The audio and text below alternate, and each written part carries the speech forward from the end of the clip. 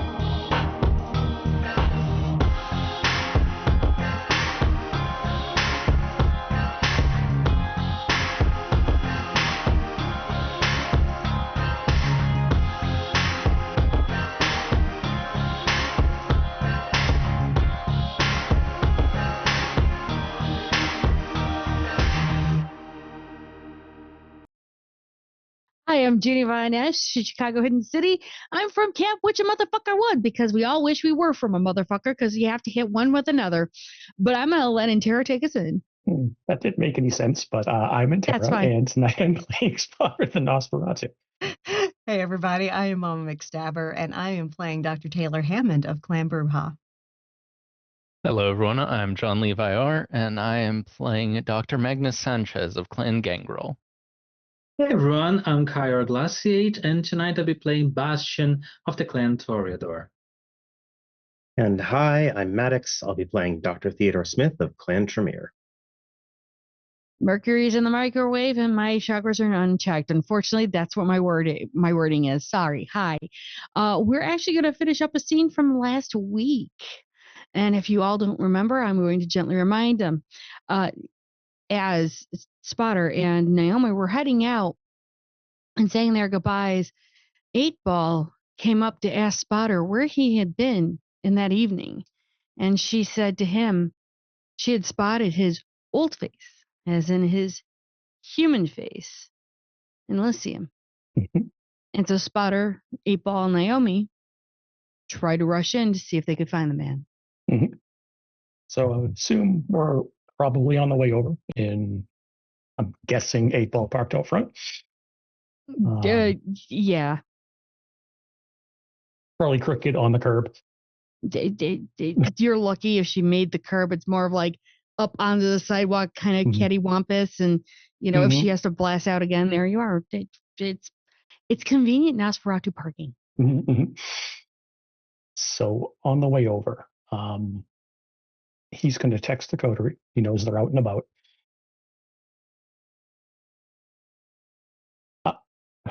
I'm here. I was also seen here.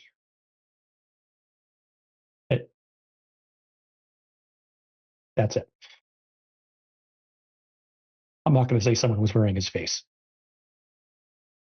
but I raised it earlier, so that should get the point across. And we're heading to this, so they know if they want to show up. Not, I'm going to handle it. So what they were doing is they were at the Field Museum and they were heading now towards the Art Museum, being that was the Elysium that this was being seen at. And if anyone knows where the Art Museum is, ironically enough, it's between two lines. So the cattywampus parking would have been halfway up on close to the large staircase. Yeah. So I'm sure. Excuse me. 8-Ball's driving. Naomi, can you please have someone's watch, not the front entrance. And he hates doing this, but he's actually going to take no, he's not going to do it. Just make sure no one goes up, please. what Naomi will do is she will actually text the sheriff to get hounds at the doors. Because right now, Cordelia isn't there anymore, and there hasn't been a keeper. Great. So then he's going to pop open the glove box and pull out a steak because, well, 8-ball is nothing if not always prepared. And he'll kind of turn back to Naomi. Do I have permission to handle this? She nods her head and says, well, being I am a primogen and we don't have a keeper, I guess I'm going to be the one that can say it. But I'll text our sheriff to make sure it's good. And you'll see her doing it right then. Thank you. If this is who I think it is, and kind of almost hope, they're old. And How old? did Taylor tell us the generations? I forget. Last time No. she didn't. Well, I don't think so. It depends on who's doing it because we don't know who's doing it. Right. But it was assumed that the three that she knew with the title of Gulubulu were old. I don't have an exact generation, but there's at least 3 of them, and they've been tossing the title around Gulubulu for a while. Do you think? She'll kind of look at 8-ball and she'll go, do you think that's them? And she'll just kind of shrug because she's in the middle of driving. She'll go, I just saw his face. That's all I know. That's all I did. And I went to find him. Could be they be working in tandem. This masked man and then this whatever. They could be rotating. They could be changing up who visits Elysium. Because they've been wearing a number of faces, all from families in the area. Well, that's disturbing. Yeah. I haven't had a chance to talk to you about it because, well, shit just keeps popping up. Fine. That's okay. You and I will get a weekend at least to discuss. Yeah. And he's purposely just being quiet the rest of the ride. It doesn't take you long. You know that she's doing pedal to the metal, and from the campus area, it doesn't take that long, really, driving wise. And when she kind of just, and you know you're there because parking on North Michigan Avenue in one of the busiest parts of town, right in front of the art museum, you know the thump thump. She's like half on the road, half on a sidewalk, and she just kind of just jumps out. He's gonna. Do you mind getting the door? And he's gonna turn on obfuscate, just the whole package. Yeah. She will definitely kind of look at the parking, just open up the door, get out as quickly as she can, make sure the door stays open till you get out, and then she'll shut it. And then she will walk up to the doors and open them so that you can get in. Okay. I'll start scanning the crowd. Give me a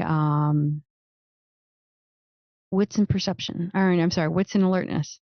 Awareness. I've been working in too many different systems. Wits and okay. At least I didn't say perception.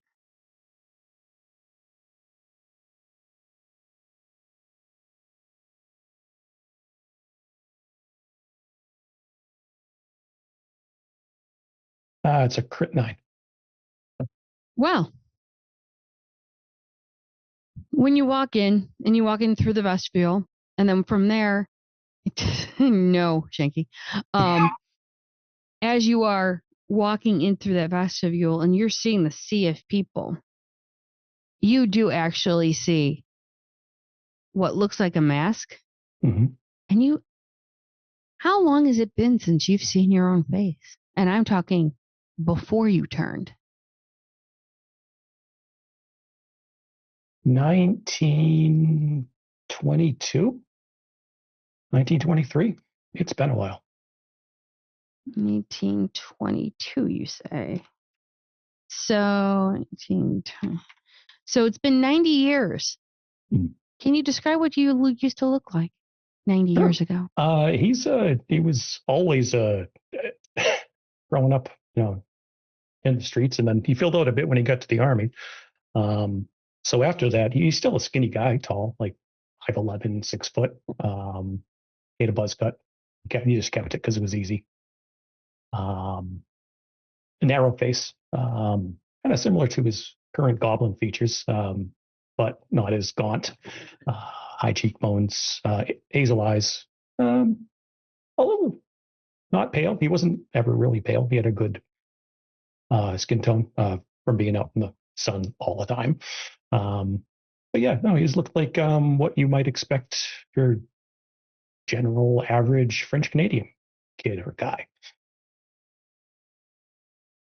How do you feel when you see your face again? Spot was mad.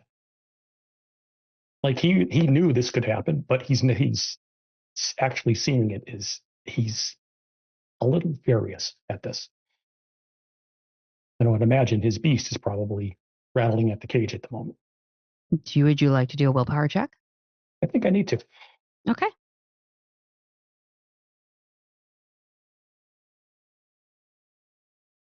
One, two, three.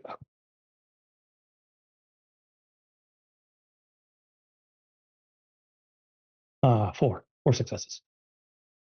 4's on the threshold, so you're holding it together, but barely. Okay, so essentially I'm tunnel vision on this guy right now. I have hyper focus. I'm not. You're hyper focused to the point of your beast is like that bitch. You would, if you had Taylor's sword, you'd be kind of going, yeah. Okay, well then, once I am in, how close am I to him? I would say you're about, he's almost on the other end. And the reason why you saw him is because not only the 9, but the crit. So you see that he's almost 3/4 of the way from you, from this. I would say we're looking at a good 50 by 45 foot room.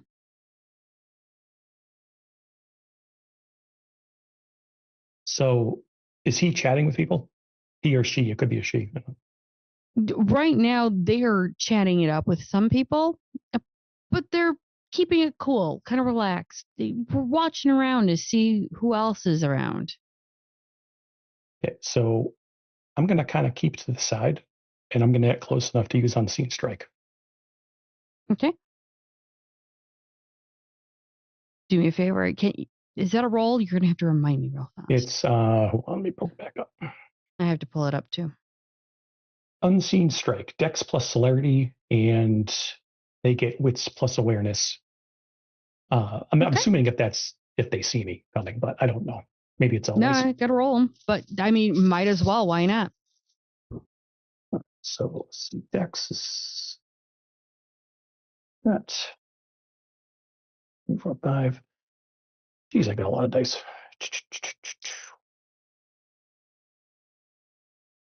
Oh my god. Dice gods favor me tonight.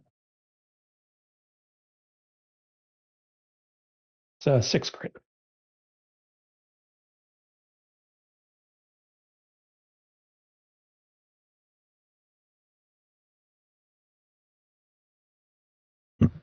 I'm going to say, being that he rolled almost the same, he does see something. He doesn't know what it is because you have the crit, you have the advantage. Okay. And you will see before you strike, you will see there are 2 people at the door, and you see the sheriff. So you know for a fact that if anything happens or if anyone says anything, they are there to back you up. Do I have to? What's the roll for the actual attack? Give me 1 second. Unseen strike? No, that would be the staking. you know what? Do strength and melee. But it being your unseen strike, don't bother. Because I know for a fact he sees something moving. He doesn't know it's you. And he doesn't know that you're going to get him. Because you got the crit. Yeah. Also probably assuming no powers since we're in Elysium. And being the sheriff is there, you know for a fact it's going to be sanctioned. Because you know for a fact it's a Setite. Mm-hmm. So tell me how you do it. So does it drop obfuscate once I attack? Once you actually make contact, yes. Okay. So if any of them can see Spotter, they see him appear behind the guy suddenly. They'll see everyone but him will see you pop. Mm-hmm. At that point,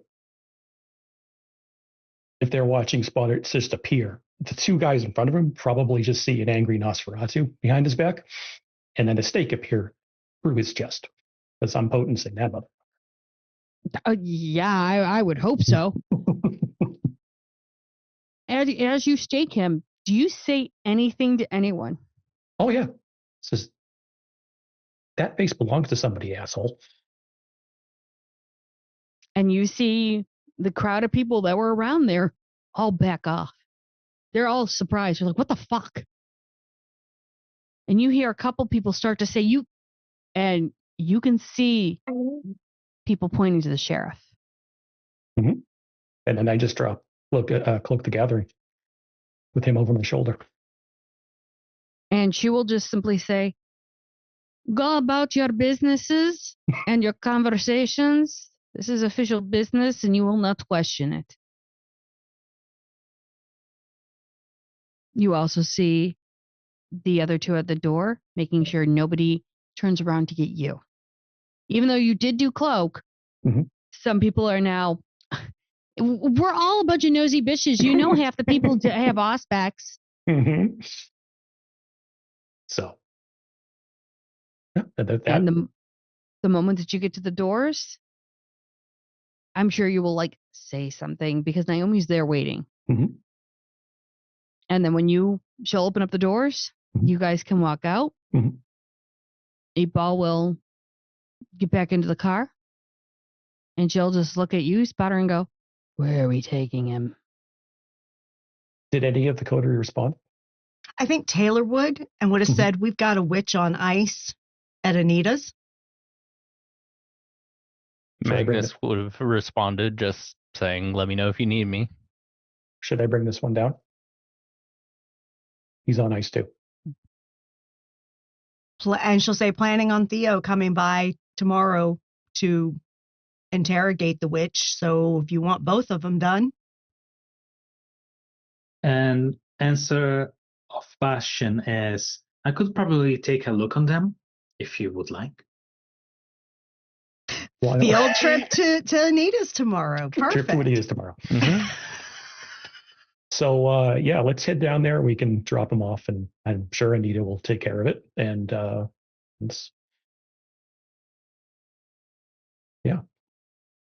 I say head back down to the ballpark. Oh boy. Anybody ready for baseball? Swing, bada, bada, bada, bada, bada, swing. Butter's probably a little. We've been in Chicago too long. Yeah. He's still a little. She'll look at 8-Ball will actually look at you and say, are you good or do you need something? I need these guys out of the city. Don't we all? You know they killed me, right? Talk. He hands her now the book. They had me on their radar. They wanted me to worship in the glory of Set.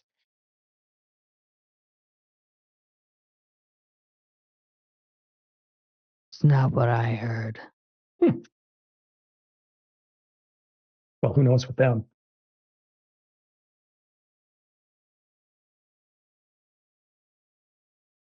I'll have to talk to somebody. I'm rather upset. Yeah, you and me both. And she'll snap that book closed, turn around, and it takes from Hammond to where you're at, it should take about 30 minutes, 35. 8-Ball gets there in 20. She's pissed. And then Anita and her people probably noticed two Nosferatu elders walk in with a body over their shoulder. Mm-hmm. Oh, they Taylor don't totally question- gave her a heads up. So, And Anita will just do the same thing she did with Taylor. She will do the whole security thing, show you exactly how they are going to be, how they're going to be taken care of. And Anita will also bind this kindred's eyes and then sit them down and tie them to the chair. Cool. Thank you, Anita. And Anita will just smile and go, he's going to be a good boy and he's going to sit right here for you. Because when we talk to these bitches, trust. We'll get some information. See you tomorrow night. You have a good time. With that, we'll head out. After that, 8-Ball is going to drop you and Naomi off. Where would you like to go? Anywhere in particular? Drop us off at one of the after the end places. You need to drink. Fair enough. What she will do is she will definitely drop you off at after the end, and she'll just smirk and go, if there's some good tea in there later, I might stop by. Okay. Have fun interrogating the castle. You know me too well. Oh, some motherfucker's about to get it. And as you guys go after the end, Bastion. Yes, you. Oh my gosh. You remember? Hi. Oh, scandalous. So Neely did text you saying, I have some information, banking information. Would you like to come up? Bastion texts him, sure. And he's going to go to his place. He would say, make sure you bring a overnight bag. All right. He will bring a few other things as well with him, mainly some clothes. He doesn't bring much. He doesn't need much. He's dead. He doesn't know what you like to bring and do things with, so why not? Yeah. Oh, and some knives and a gun, of course. I mean, if you don't have all of your accoutrements, are you even traveling correctly? Exactly. So yeah, Bastion will go to the place. And of course, it's the main house as always, and he actually answers the door. He's in a casual, light blue dress suit and navy dockers. He's very casual tonight. And he smiles and he gives you a hug and a kiss and says, I missed you. Why didn't you come in? Why, of course. And he will enter. I'm sorry I've been absent as of late. Things are heating up in regards to our current endeavor. Heating up? Okay. Yeah, we found a lot of information and we actually do believe that we have a lead on how to take those snakes out. And he slowly is walking with you to what looks like the dining room. He's like, really? Tell me.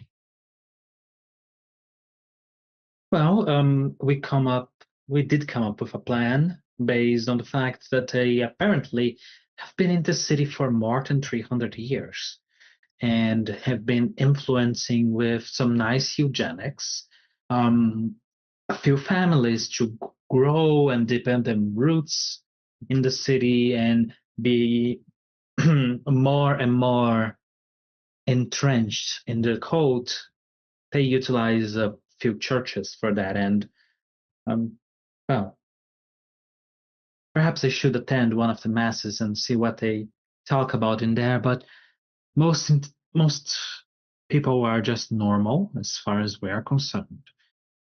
But we intend to actually cash on that, utilize a few of our knowledge and contacts to put them false leads, as they say. Now that explains why Paula wanted to borrow capital. Yeah, and we got a few nice deals with your broodmate's money to get real estate. Yeah, that's the best way to do it. If you can't use Ballard for money, what can you use him for? Because he's not good for anything else. Probably a wrecking ball. No, he'd bounce off of it. It wasn't just enough force applied. There are certain things I don't want to have images of, namely him, in any way, shape, or form. You know very well the form. Yeah, no. How he leads you into the dining room, and there's candles, and the smell of some of the homemade foods that you enjoyed back in Brazil. Fashion is literally taken aback, like the complete whiplash of the conversation with the scene in front of him. Goes, you do know that we have a very complicated relationship with fire, don't you? Yes. You're courageous, at least that is something I value on you. It's candles, Bastion. Well, it's not my beast. And it's also called, he walks over to the fireplace, pulls out what looks like at least a good 13, 14-inch wick going, you light them from a distance. Well, it has good reach. Good to know that you enjoy some precautions, at least. Bastion says that while he's sitting. I made sure I got all of this for you so you can take a break. You have been doing so much. I don't get to see you anymore. I'd love to spend some time with you. You are not exactly in the pariah status anymore. You can go visit me. I know, but sometimes I like a place that I'm comfortable in and get you out of the city. Well, that's for good at least. He indeed sits in, leans in, he looks at the food. You know, I am really in the mind that eventually, all this fairy food, they're going to make a whole business and like kind of like McDonald's, but in the whole continent. You know, if they can make money out of us to fund whatever they need, I bet you 10 to 1, bada bop bum bum, I think we're all loving it.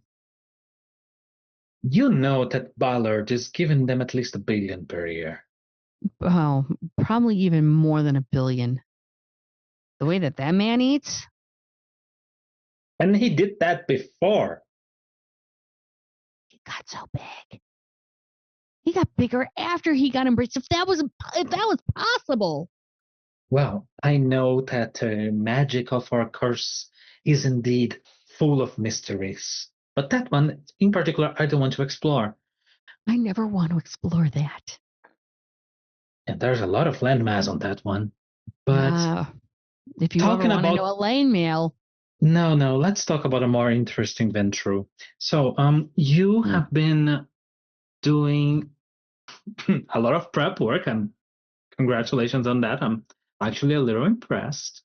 But how you have been doing? Doing well. Sold off most of my assets that I no longer need. I may or may not have procured some land. established some nice ventures. Also, Paula has taken over most of my capital to the point where I'm not having to worry about anything as it's growing, and I don't have to lift a finger. Well, not to toot my own horn, but she is indeed a catch. You're welcome. not wrong. Thank you. But I'm glad things have been going well for you. That's why Paula and I made sure that we could find out where some of the money was going so we could turn around and give you some information. But more or less, I also want you to think of something. About what? He takes your hand and he stands up and walks out the back door. Okay, fashion goes. And he owns a vast amount of real estate. And you can see from across the house, across the long yard, there's a brand new house. It's just finished being built. You can see, they were taking off the scaffolding.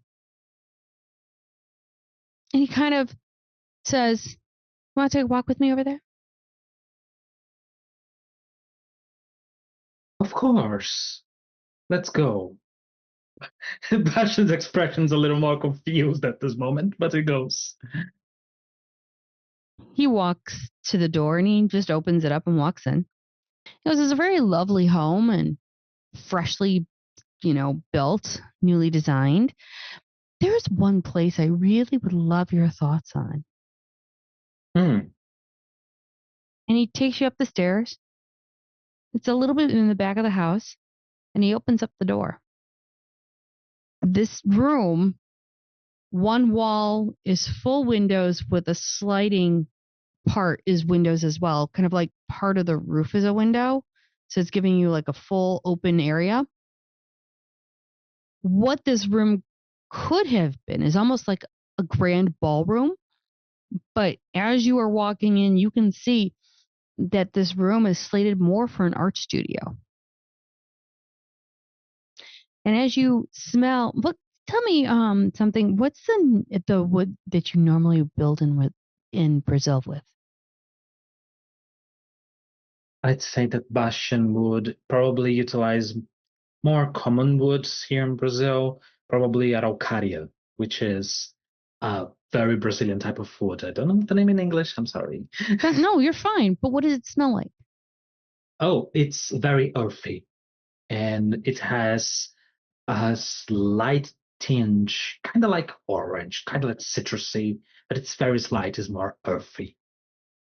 And what color would you normally pair this with? Say this was the flooring. What would you pair it with on the walls? Probably nice deep green. So as you walk into this room and you're noticing the orange tint on the floors and the earthy smell, and there are systematically columns of this wood. And there is this green kind of, and we're talking more like a darker hunter, almost like a hunter green. And then you can see there may be a throwing wheel, a couple of places to actually put statues and to create statues. There's also a couple painting easels. It looks like there are some art decorations around the room. And the art isn't completely beautiful blasts of explosions, but they are temperate pieces of art. The art is temperate pieces of violence in different forms that he knows will excite you, but at the same time will not make you completely Toreador out. And he'll go to you and say, "I don't know what to do with this room. Do you have any thoughts?" Bastion will evaluate a little, passing his eyes through everything. Well, for one, you can use it as a very nice execution on roll, because that wall and part of the ceiling being glass. The sun hits that, one of our kind is completely cooked. Oh, I think I'd be utilizing this more when the moon's out. Okay. You put some nice shades on that to be sure. Um, it's very nice. Better yet, do you know an artist I could utilize and actually work in the studio? He will actually turn to the side and take both of Nelly's hands. It's lovely, Nelly. Really. Mm-hmm. A little too high class, but, well, at least not tasteless like the other Toreador do. No, keep walking in a little. You might want to take your shoes off. There's one thing I would like to say, though. I don't think that's a right now type of deal. I'm not saying right now. I'm not saying 2 weeks from now. I'm just saying it's an open room that needs an artist. Bastion will walk, and will still be holding Lily's hand, and he's going to say, "Oh, I do happen, and I'm sure you've noticed, I do happen to be a lot more of a closed type. I don't talk much about myself. I don't say many of my problems. Yeah. And there are plenty of reasons to do that. But my current one, and the most stressing one of that.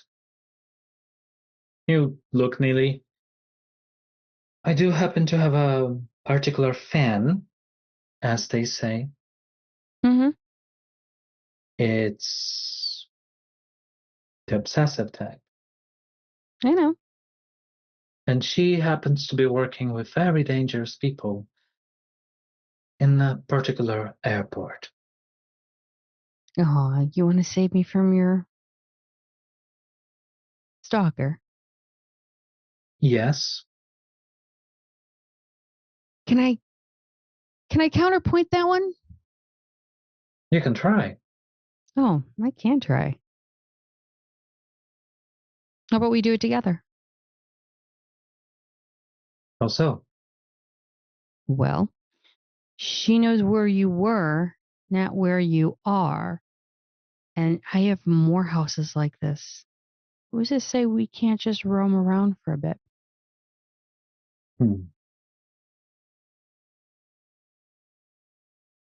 I don't want to risk yourself needlessly.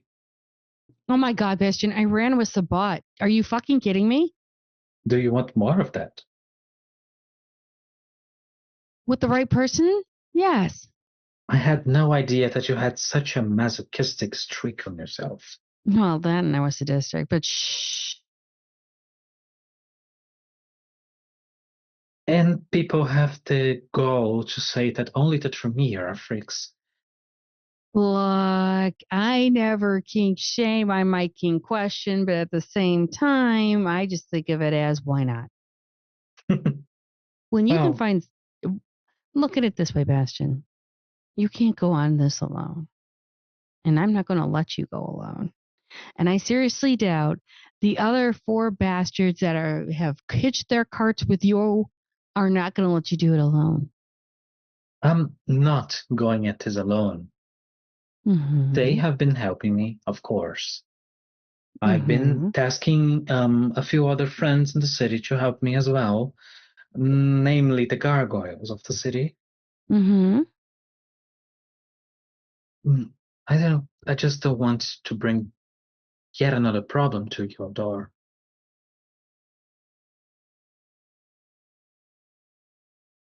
My dear sweet Toreador. No, I understand your whole point. I'm just saying that it's hard for me to care about someone. Really hard. Most people piss me off in the first 20 minutes I meet them. And I didn't get to do that, did I? No, you did. Of course you did. Oh, Don't think you're so special. I am. I'm a fucking snowflake. But yeah, you managed to pry me a little out of my own shell. So I don't want you to feel like because of me, there's a terrible, absolutely obsessed, and frankly, scarily efficient hunter on your back. Oh, come on. She knew exactly what to do against me. Mm-hmm. She doesn't And know what to do against me. for now, who knows if you are seen caught by their unimaginable web of spies with me. For one, I'm not glad that you don't visit, but I'm also glad that you don't stick around much. Keeps you a little safer. What's safe for one person is longing for another. And what is a lack of contact sometimes also is gently needing for someone else. Don't you go poetrying in my face? Oh, what? The Toreador doesn't like a little bit of poetry? I can't say it in Portuguese, sadly enough. Should I throw money at your face now? Only if you worked for it. Damn it. I will take you up in your offer, if you're absolutely sure. I didn't spend what I can't afford on you. Oh, do take your shoes off. He does. As you walk on the floor and as you start to move around, you smell the dirt. It's actually kind of like from Brazil. You feel that same kind, because the dirt is a little bit different than up here in North America. Has a different feel. Mm-hmm. It feels like you're walking on home. Bashan will look down and then look at him again. Have you been working with some type of Tamiz and you haven't been telling me? They do this kind of shit. No. I just talked to Paula and how I could sweeten the deal to get your ass over here.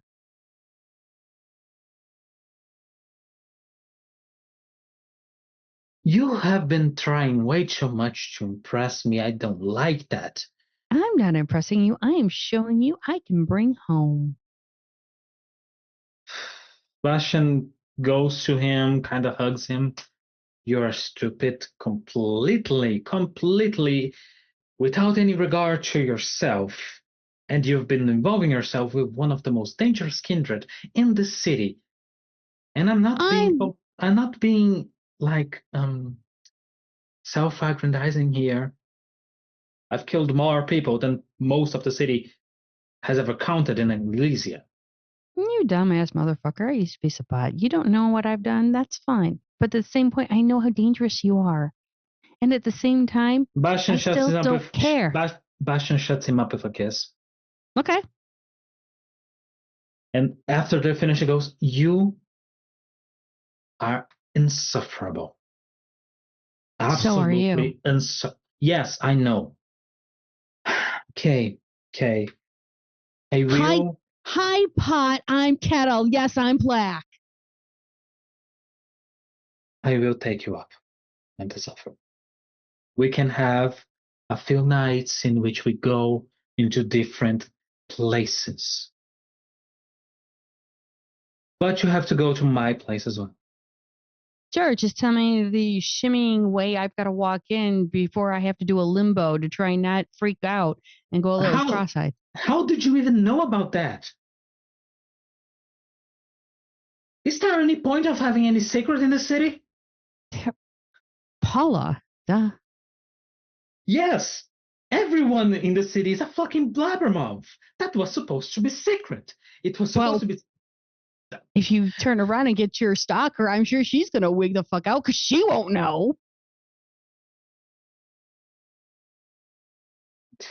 All right, fine. fine. She may have warned me because I was going to surprise you at your house. And she told me that would be a very, very, very bad idea. Mm-hmm. And I Yes. didn't understand. I wanted to. And she just told me that I would have to do some kind of jibberwocky dance to the point of some tune from something. And I didn't understand. I went, okay, fine. I'm Do you bringing you up know? here. Do you know how the incredible, terrible world in which we live in is full of terrible secrets and mysteries? No. Have you talked to the Nosferatu lately? Oh my God, that was terrible. Ugh, I felt a little shiver of Elysian in that. Don't talk like a Toreador again. But I happen to be a very good sculptor, and I did catch a glimpse of something that's not really meant to be seen by anyone. What did you do and what red button did you push, you gremlin? I didn't push any red buttons currently. I've been doing some work, that's all. And I imprinted what I seen in my own life in a few statues. It does happen to cause frenzy if you look at them for extended period of time. By extended, I mean a few seconds. Imagine what it would cause to humans. So yes.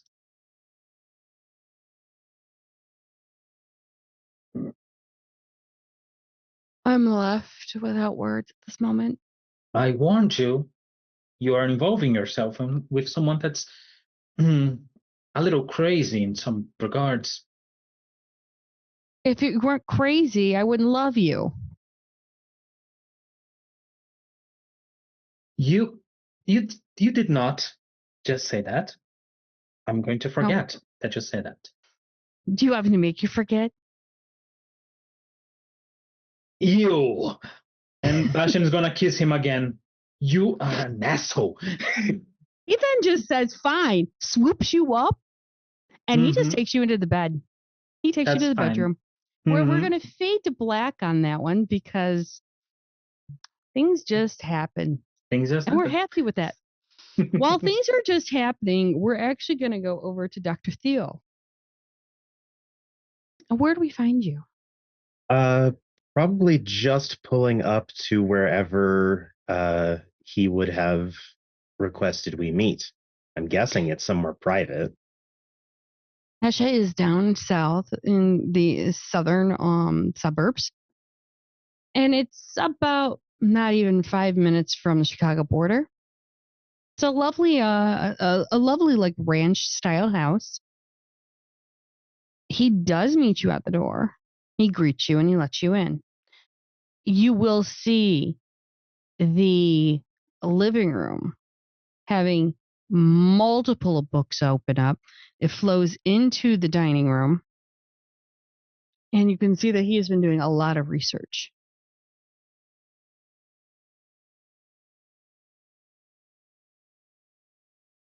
Always good to meet a fellow academic. Of course. And if you would like to come in, how is your Egyptian? I'm far better with Sanskrit. Unfortunately, we did not write a lot of that. We did more Egyptian and other basic languages, Arabic and some parts of India, depending on which part of India you're from. There's over 325 languages. Quite a few. I'm no polyglot. Most Tremere just learn old languages. Most of them are very old. If you haven't read the, hieroglyphics, you're missing some things in life. It can be something to work towards. Maybe I'll borrow the Rosetta Stone. Yeah, it's not like we're busy and you know where that is. And then, it's not like anyone's going to change Egyptian anytime soon.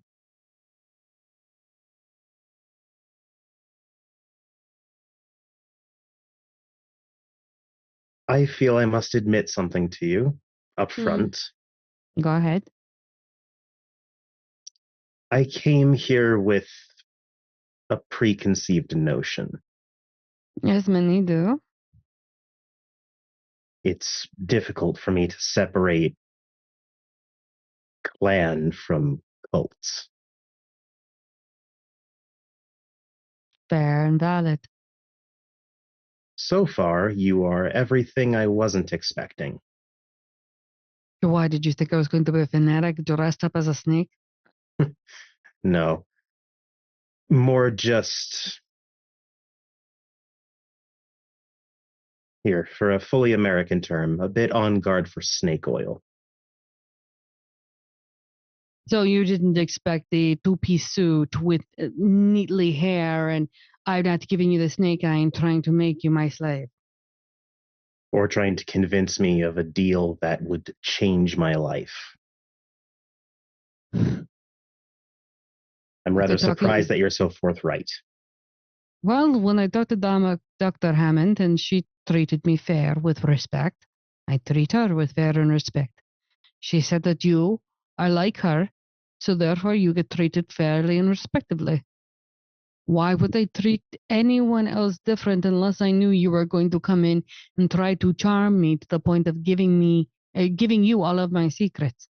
I'm not much of a people person. It'd be impossible for me to charm you. Oh, you say that, and yet here you are all dressed up and you are turning around and being polite. You say you're not a people person. What can you tell me, just initially? How about we start with the question on your tongue that you've been dying to ask? I've been working to develop something that the followers of Set would absolutely despise. A magic based in order and structure to counteract this asinine chaos they have trying to set up. Thank you. We like to live in chaos. You are looking for something that is there, but you have to write it. Have you ever heard of counter magic? I have. It's not something I've experienced necessarily. When you take order and I take my chaos magic and I apply the chaos magic to the order, how do you reassert the order by not undoing the magic that was there?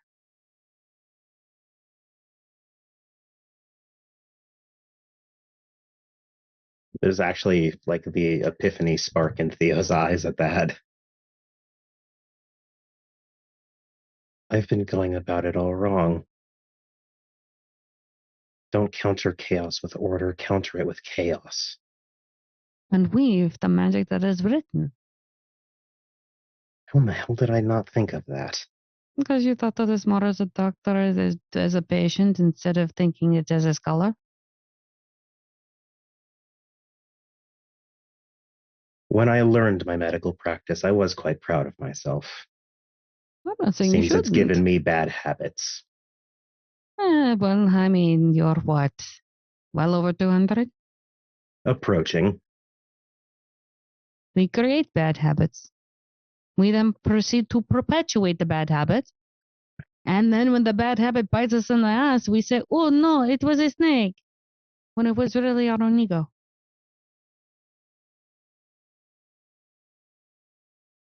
I see why Taylor likes you. Call it as it is. Consider me at times a mirror. I reflect what you have not seen. You think one way and you think this is how it must go, and you must think it how it must go always. But you forget that you are in a rut and you now have to reopen your mind up to think of another way and another path.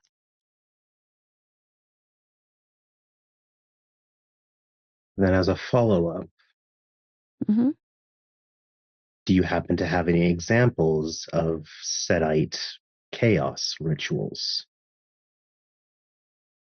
I have many examples for, say, chaos rituals. I can even do a chaos ritual for you to try and undo if you so choose.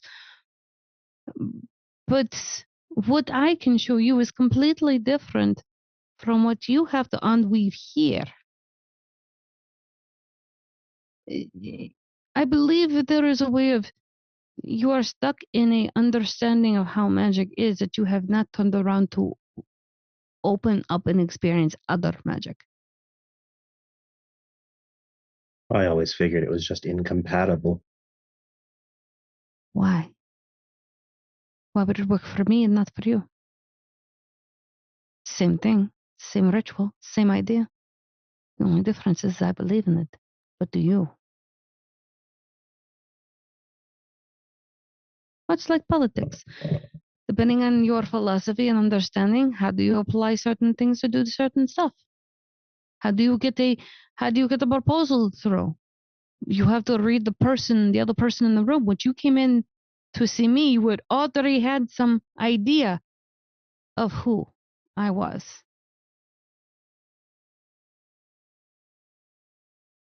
It's your misperception.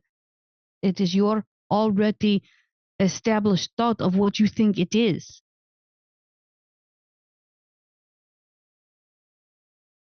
You are not infallible. You are fallible like anyone else. I am. These the witches that think that they know what they're doing, we all know they don't, but that's what they think. Fanaticism is belief gone militaristic. It is weaponizing. It is forcing you to believe in something. Have you not thought as a Tremere of not to branch out and learn other magic? I would not say to learn certain magic, but at the same time, there's other things you can do, other ways you can branch it. Magic isn't just something that you throw in a box and say, oh, look, it's bright and shiny. Oh, not compatible, throw it out.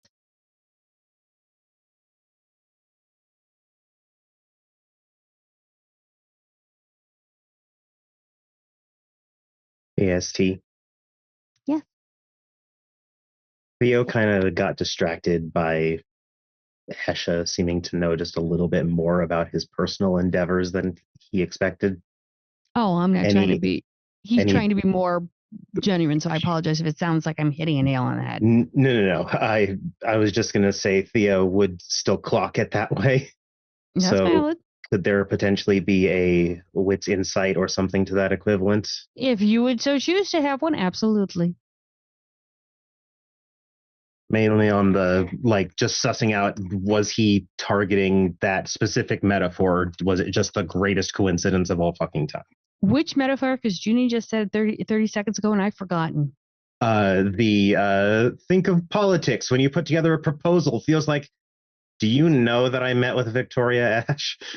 Oh, okay, thank you. That's sort of what he's mainly sussing out at the moment. Oh, by all means, suss it out. And you know what? I'm going to rouse my wits, because... If you're not rousing your attributes, are you even playing vampire? I do not get hungry. Nice. Okay, so then 4 becomes that.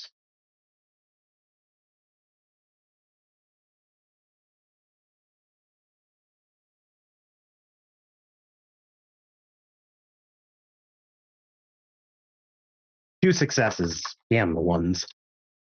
No, wait. Ones Ones don't take cancel away. out success. Yeah, no. This is V5, not V20. Too many systems. You're Okay. fine. That's fine. That would be 4 successes then. 4 successes, and you do notice I did not roll manipulation subterfuge. When you try to suss out what he meant by that, you do know that he has seen you in Elysium. He doesn't know what you're doing. He has no idea. Okay. He's using that also because you are an elder in the Tremere, but you do not have any ranking, as in you don't have a title. And he knows for a fact that Tremere within a Venture-ran city, you need to play the game. So he is assuming you are using your political gain as well as your elder reputation to build yourself within the city. Okay, so he has absolutely no idea that you've seen Victoria Ash. He has no idea what you've plotted and planned. He's completely just generalizing. Okay. As General Mills can be.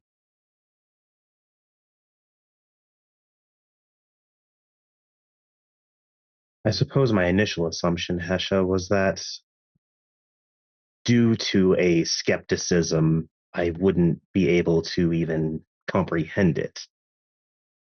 I can try to approach it with an open mind. It just may take me a bit to accept how it's done. Accepting is a thing that you have to do for everything in life. How did you get to the point of where you are now? It's a Kicking process and of screaming. accepting. But you accepted it, did you not? Eventually. It's the same thing here. It's all about building and growing. Yes, we are kindred. We stopped doing everything when we died. How do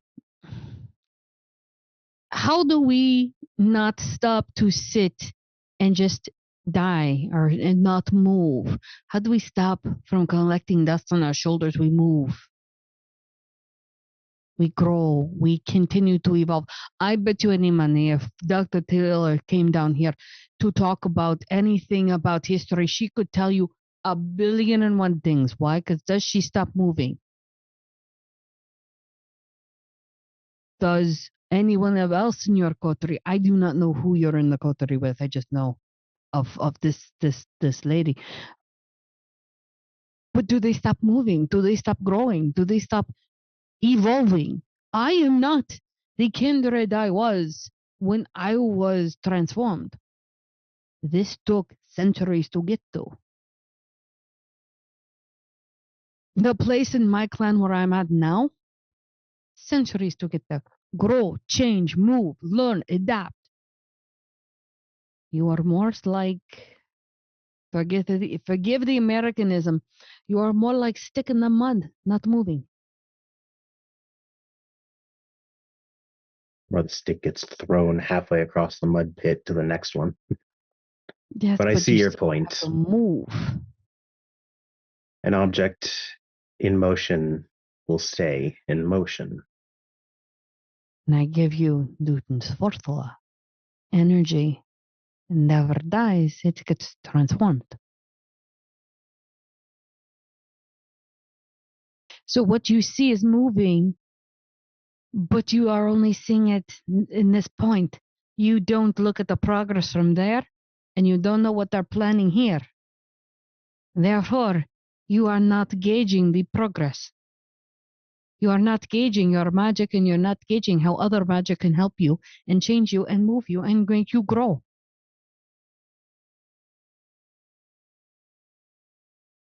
If you were to bring any of the people that started your clan here, who are what, almost 1,000 years old, do you think that they have not moved and grown since they have? One of them probably not. One of them definitely a lot. But I believe this is what I say. I've made my point.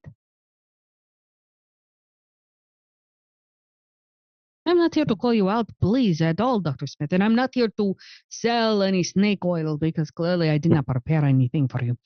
Do have some lovely olive oil. Goes great on humans. But at the same time, Theo genuinely has the most miffed expression, or not miffed, confused expression on his face from the olive oil comment. don't worry. When you grow up to be big, Tremere, you'll get it. I don't think I want to.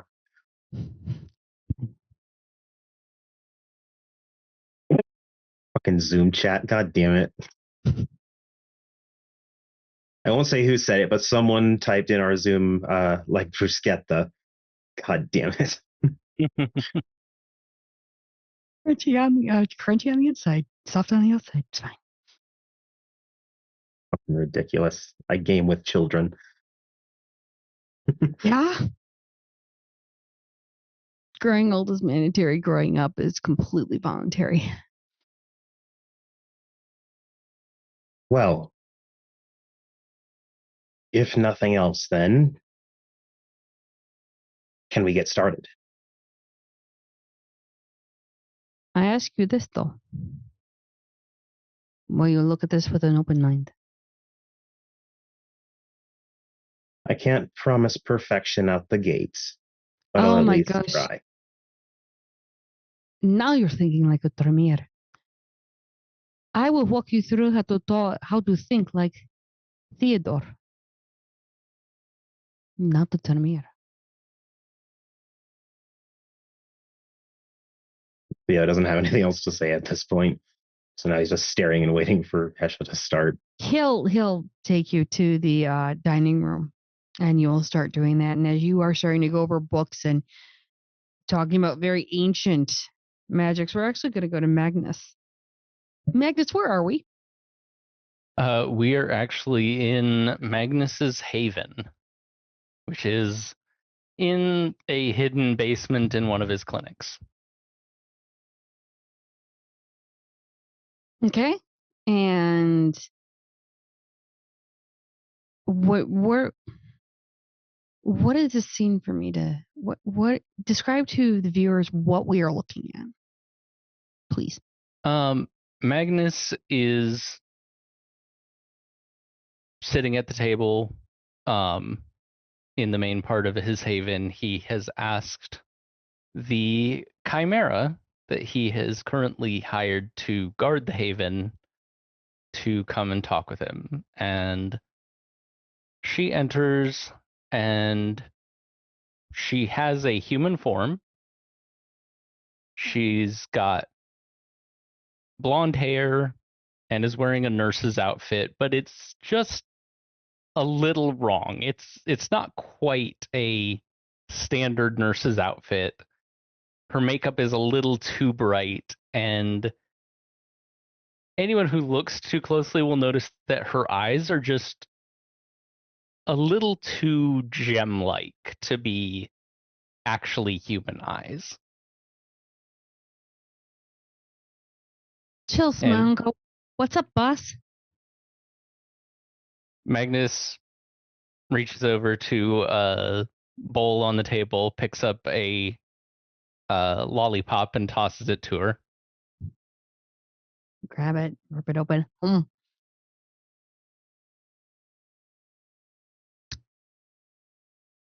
Sour apple. You in a good mood? Currently, yeah. I have come to some decisions lately about my place in the city. I'm sure you noticed the logo change. Nope, didn't notice anything. Of course you didn't. Magnus looks at her and he says, I, in doing that, wanted to make our arrangement a bit more formal.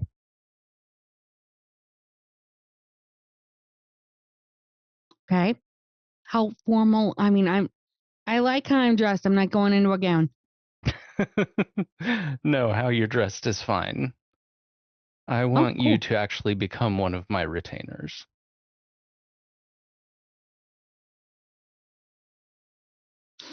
Why?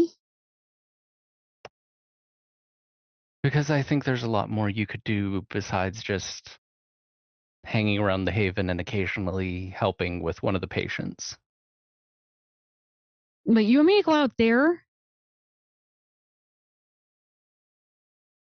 Into the crazy world? Only on occasion. Hey.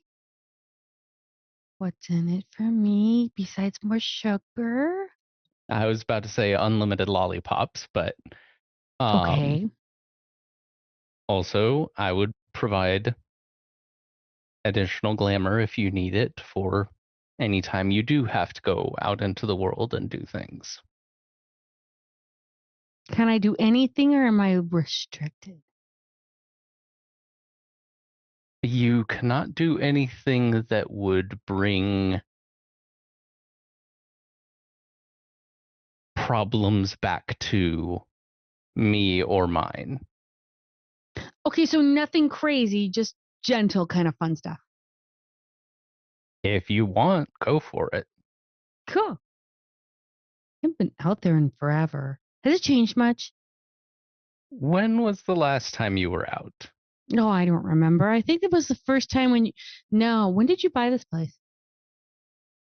It's about 1957. Oh, that's when the girls wore those big foofy kind of. You could swish in those skirts, right? Mm-hmm. Do you still have to wear the skirts or no? You can dress however you want. Well, because that was the last time I Unless went you're on out. official business, and then I have a uniform that has the new logo on it. Does it have the squishy skirts on it or no? No, but if you want that, I can get it added. Mm. I mean, I'm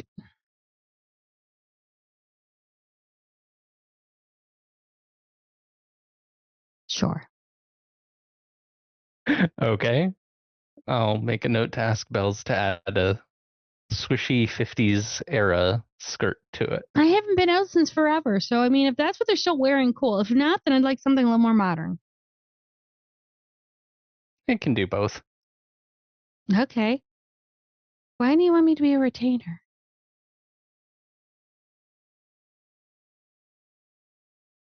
Like I said, there's some things that are going to be happening that are going to change how I work with the city. What are And you gonna do? I'm withdrawing from the Camarilla. That's a good thing or a bad thing? That's a good thing. But it does mean some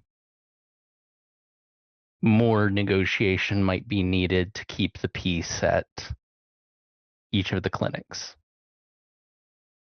Now, why do you want me to become a retainer? You mean I've got to go out there and talk to people?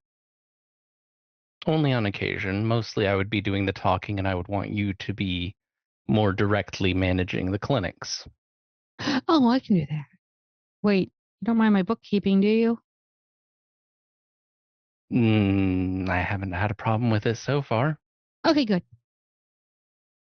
Just, don't let the candy budget get too high. Why? Because the stores around here can only hold so much candy. That's fair. Okay. You can handle this. And having you be a retainer would also require a name. Are you okay with that? Well, if you're going to up what I want and what I need, you're still supplying me a home. You're still giving me all the things that.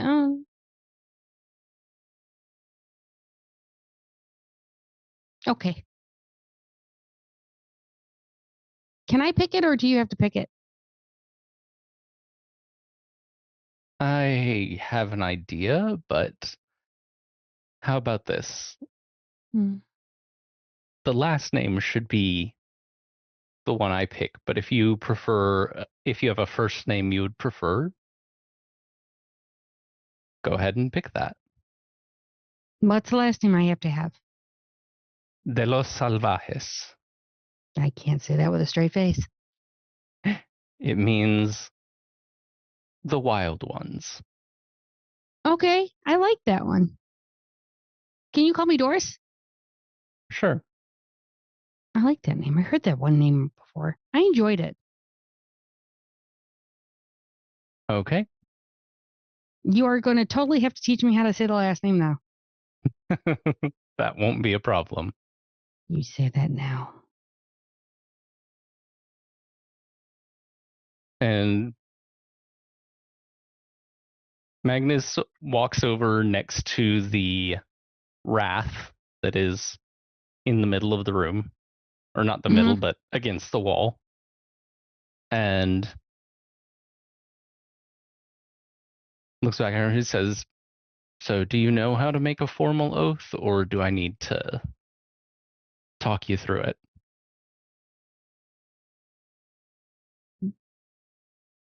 It's been a while, but sure, let's do it. All right. Take And another sucker and put it in her mouth. Magnus takes out a blade and with a bit of effort, because he has that fortitude power, makes a cut on his palm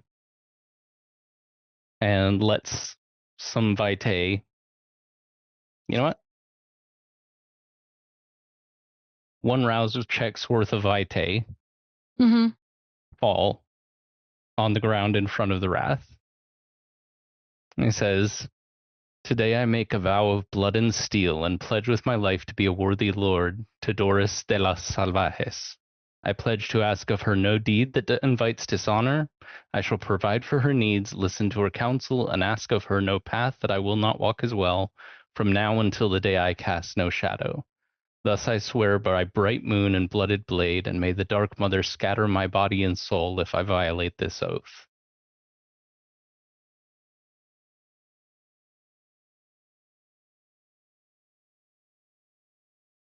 And you can start to see that she's becoming a little bit more solid. And you also see she looks a little bit more human, but at the same time she still has those little character things that still keep her a little bit chimera, but she's more shaping into what you need and as into a retainer.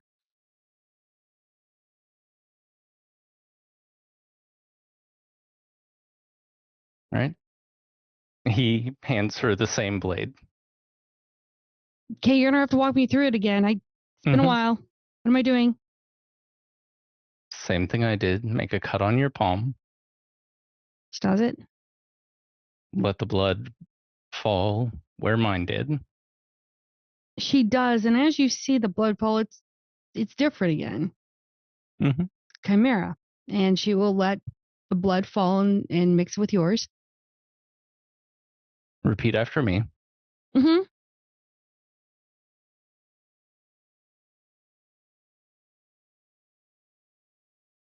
I promise to the dreaming that I will in the future be faithful to my lord. I promise. I promise. Sorry, what?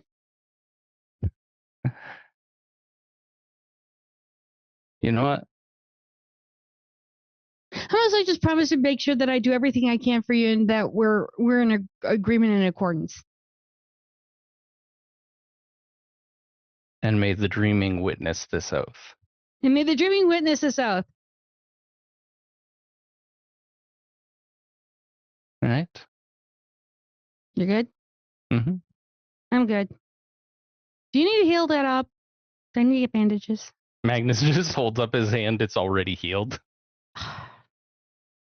Fine. Yeah. Do I need to go outside now, or are we good? Not yet, but I will be sending you to deliver a message to the Camarilla in the future.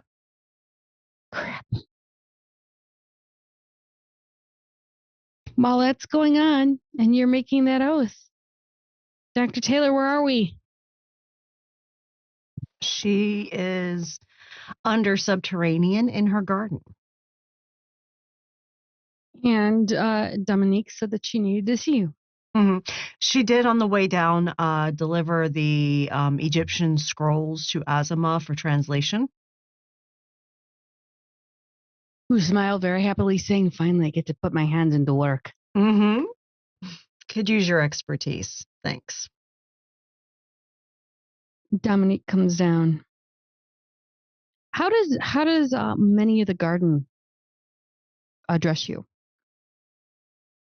As you are the owner of this garden, you're the matriarch.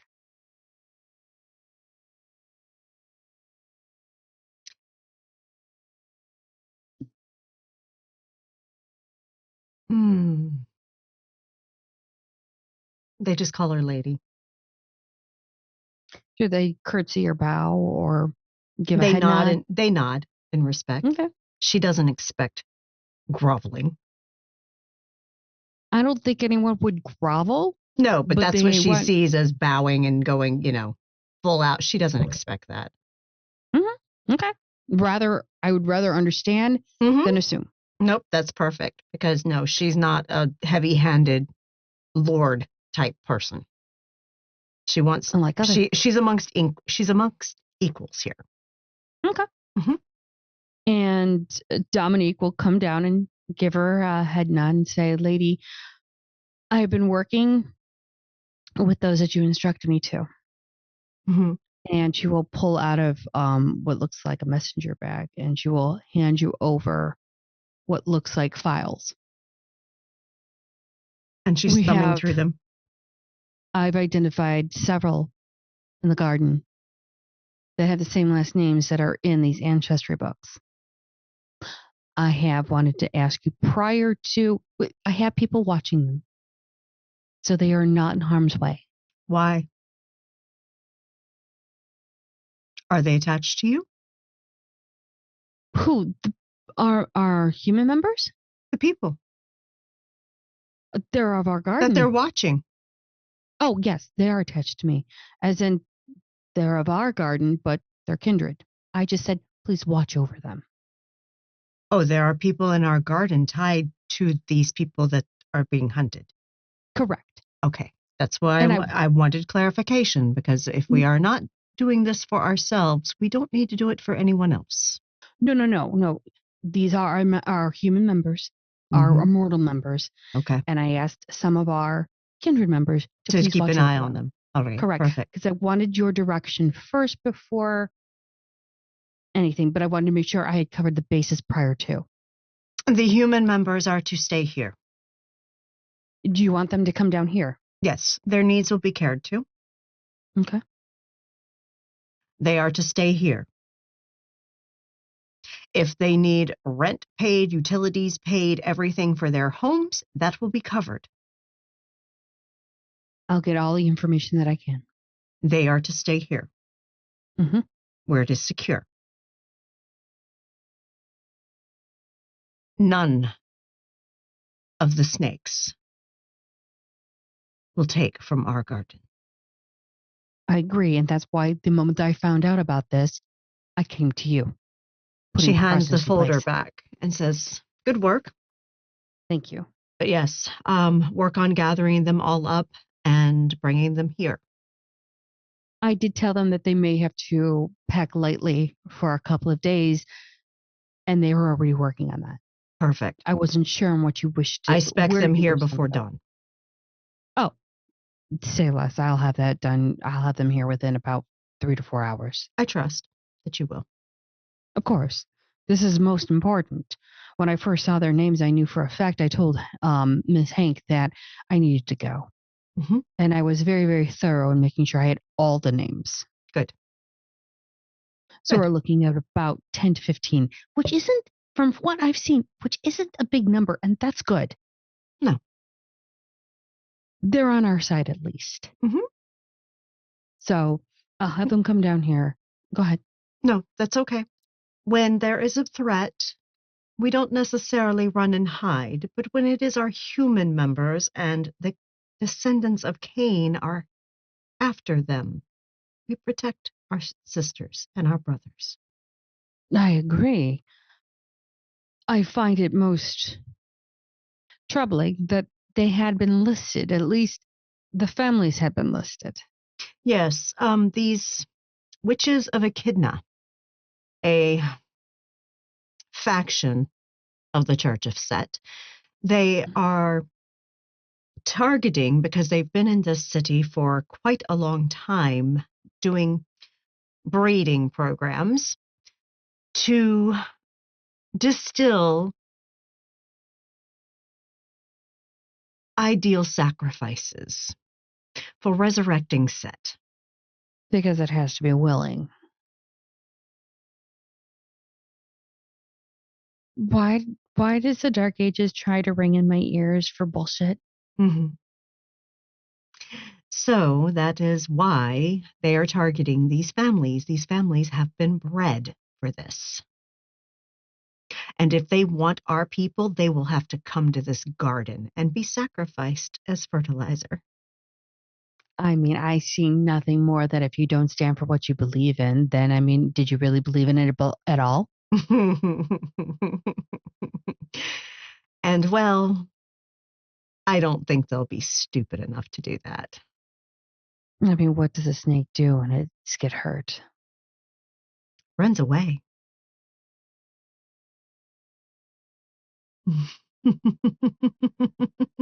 I would say I was shocked and appalled, but that would be a lie.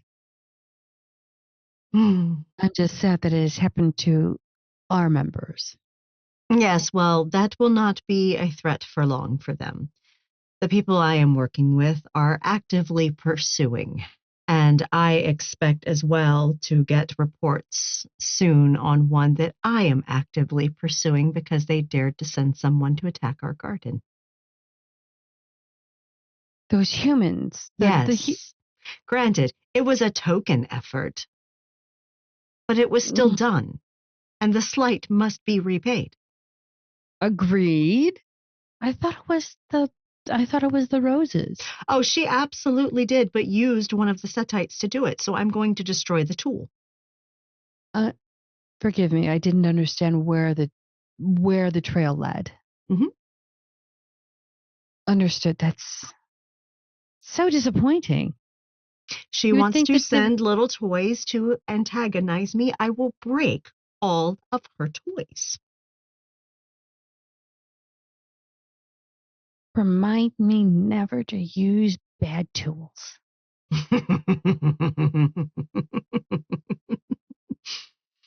So uncalled for. Mm-hmm.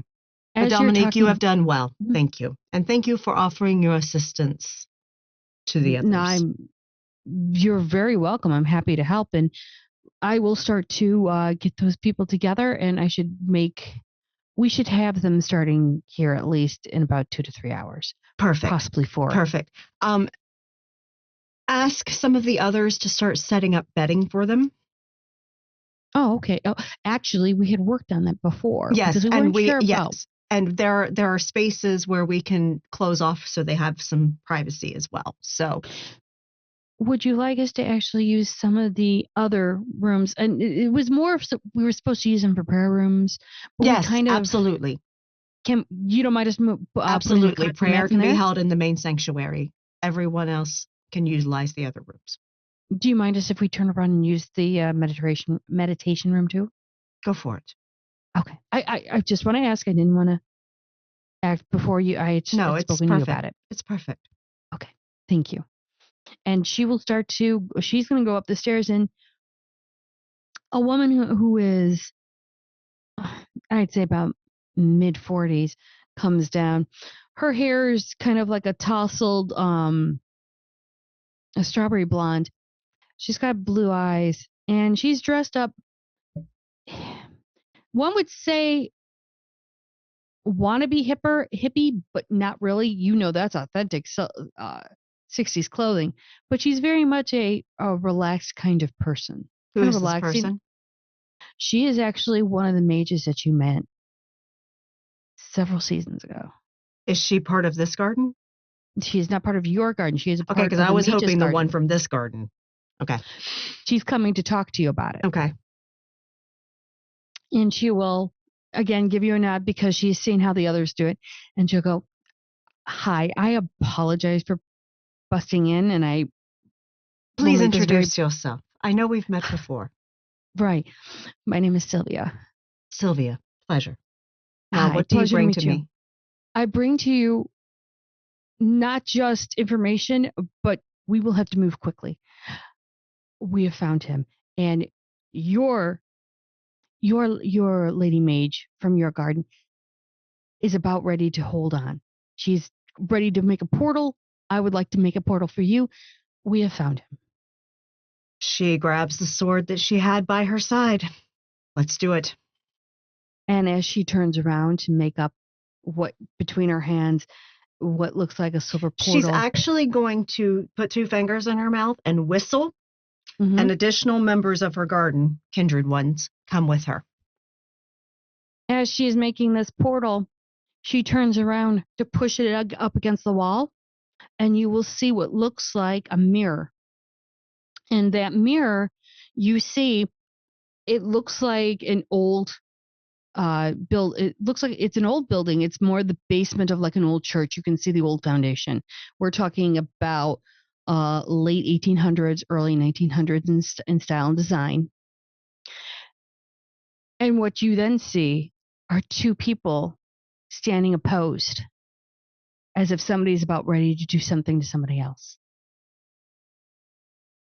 I will step through. And as you step through, this is a great time. We're going to go to break. Yes, we are. So we will be back in about 10 minutes, y'all. See you later. Suspense. And as we left off, there's a portal Taylor is going through. You will Followed see, by members of her garden. and you will see as you walk through that portal, you will see your mage standing there holding that portal open, and she just gives you this look for a moment. And then when you come closer, you will see a man who is holding your great grand nephew, James, eye to eye. She's not laughing out loud, but she's wanting to really badly. And luckily, this sword is not metal, so it doesn't actually make that sound when it's unsheathed. It's stone. I would actually like you to give me a wits and awareness, wits and an alertness roll, please, really quickly, just so you can get the further part of this picture. I also have a specialty in instincts. Does that apply? Oh, sure. What's one more dice? Go for it. We want to hear the death dice. That's all we want to hear. That's why I turn around and to play games. I aroused my wits. I did not get hungrier. Okay, that's valid.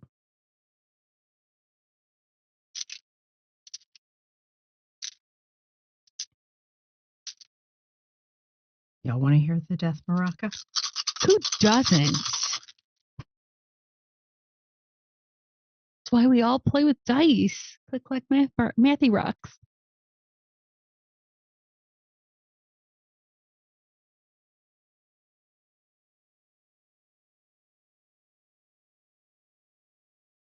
Nine with a crit. As you walk in, you know you're summoning off nephew because I can't remember anymore. Technically, he would be her great nephew. Yeah, I've already forgotten, but that's exactly what we're going with. Mm-hmm. But as you see him, you see two others staked, laying on the ground. The two he was with. You also see two piles of ash right where the others are staked, and you say 5 piles of ash behind this man who is holding James eye to eye. So out of what was 5 Ventru are now 3, what there was technically maybe 6 to 7 Setites is now just 1. Nice. So they do have their purposes. Unfortunately, this is what you have. Is time in here stopped? Well, why do you think your mage is like,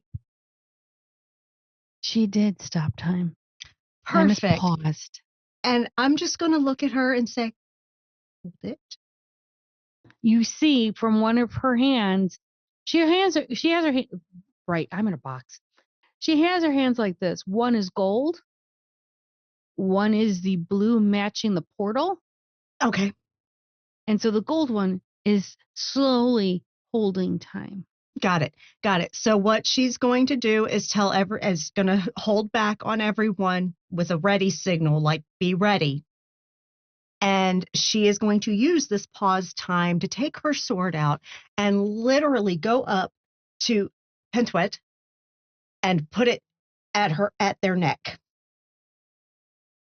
And then she looks to the mage and says, let it go. And you see the one hand that is gold drop. And she says, hello, Pentwet. And then she takes the head. I'm not even going to have you roll that. Mm-mm. There's no need.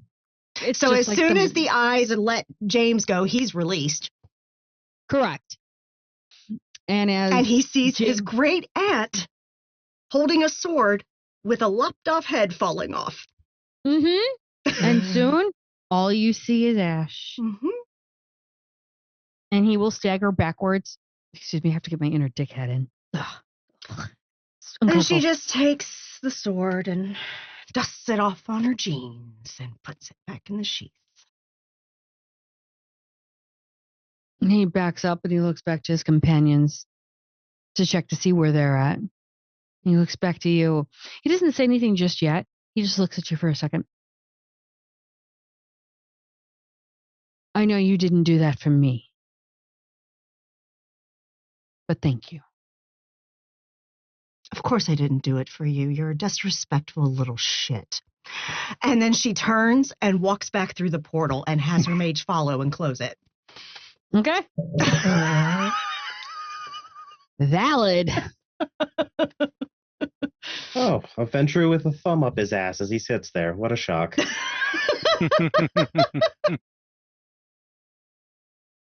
And as you disappear, you almost hear him trying to call out to you, but the mage closes the portal. Oh, yeah. No, she does not give a single fuck about little Jimmy, okay?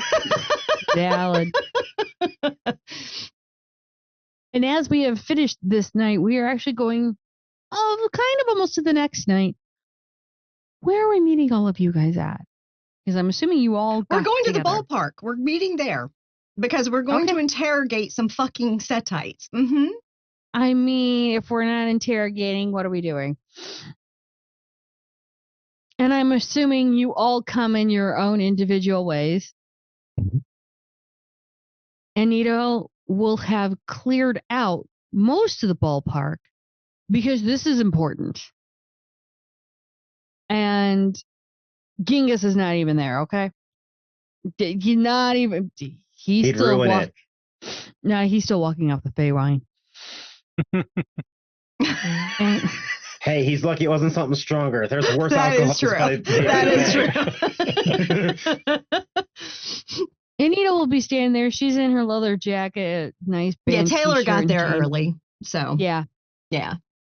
So she's sitting in She's- there with her.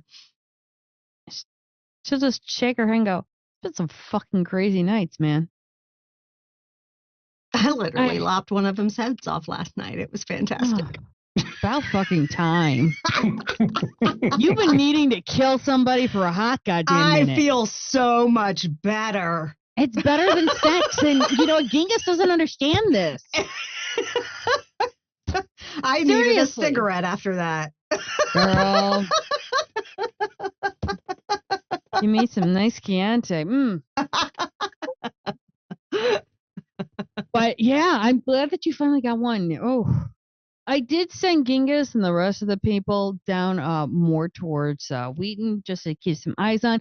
Do you know that whatever Magnus had in that flask knocked him out straight for 3 nights? Wow. Quietest nights ever. Wow. Yeah, he's So still you want walking that it on off. tap? Yes.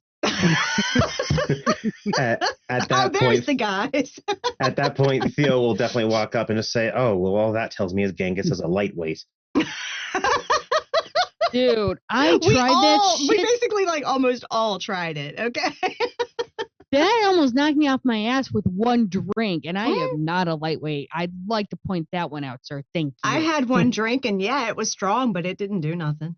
Try the beer next time. You drink enough of it, and it's amazing. Look, I managed to get a drink of the wine. I gotta run shit. I can't get drunk. Not every night. No, and plus I delegate. So for me, it's more of like, you know what? I'll do it every 2 or 3 weeks. How's that? I love to see you off your ass. What is that I hear? It's Tremere and Baron working some drinking competition. Is that it? I mean, if he could. It'd probably be over too fast. I say that, but I'm also a bit of a lightweight. Oh, so you're what? A one-shotter, and that's it? No, I keep drinking. I just know that I'm stupid for doing so. Yeah, he's not Genghis, He can make it work at least for one round. Genghis, from what I understood, did several rounds and then went flat out. But he was out for 3 freaking days. Best nights ever. He's still walking it off. So who are we missing? No, Mayor, you doing this? Yeah, we're doing this. We're doing this. Bring your ass in here, Spotter. Where's the wolf? Magnus come in or no? Was Magnus invited? Of 'Cause course, he'll be everybody there. was. Yeah. Okay. Yeah. I mean, fuck, This it's is- interrogation time. We got 2 of them. Let's rock and roll. This is a hashtag hullabaloo. Hullabaloo. Yes. Yes. All right. And she looks to the guys as we're heading downstairs. Yeah, I got Pinthrit last night. Wasn't that the oldest one? One of the ones that was the one that bitch the Succubus Club sent to attack my place. Mm-hmm. She can throw all the toys she wants at me. I will break them all.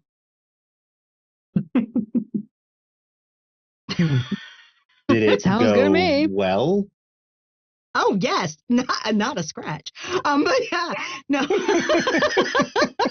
no, it was really cool. It was really cool. My lovely mage, I love her to bits. She stopped time. I need Paused to get it. to know this mage. She opened a portal where she sent another mage to open it on my side at the garden. And literally, she opened up the portal. I walked through. Some other garden members walked in with me as my backup, just in case I needed it. And literally, time was stopped. And James was standing there, all wrapped up in Penthroth's eyes. 2 of his people, was it 2 or 3? I think it was 2. 2 were staked and 2 were staked, ashed. and then two of his people got ashed. But 2 of them were staked. He was totally enraptured with the eyes, couldn't fucking move, frozen. And all of Penthroth's were ash. Just Penthroth was standing. God. Well, I mean, I was too generous. Like Lord Farquaad would not have fallen for that. I know, right? But literally, I just happened to tell my mage just to hold time just for a little bit longer while I took my sword out and literally walked right up to that bitch, put my sword to the throat, and then told her to let time go. And I said, "Hi, Plentwith," and then I took off the fucking head. by the end of the description, it's very obvious that Theo has been drooling a little bit because there's a small trickle of blood out the corner of his mouth. Did that get you going, Theo? Did that get you going? You should study to do something like that. No, stop. Nothing else matters. Stopped time. Yes! Yes! And a portal. I went from my garden to God knows where. Can I meet this mage? That depends. Have you been a very good boy? Oh God, that was a really good mood. 2 out of 3 ain't bad. Let's see how you do with the interrogations, okay? Oh, well, that'll be easy. Can I help? Can I help Judge? Can I help Judge if he's been a good boy? Absolutely.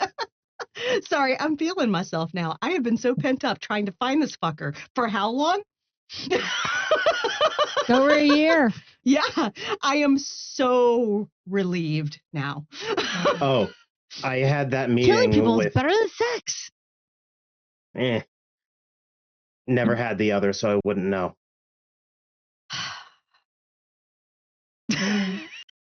I had that meeting with Ruadzi. Yes. Most aggravating kindred I've ever spoken to. He's a Setite. He is. Let me guess. He picked up almost instantly that you were very repressed, and he tried to basically lead you out from that. That's not the word I would use, but essentially, yes. Yeah. See, he couldn't do that with me because I'm not repressed. Oh, how fortunate.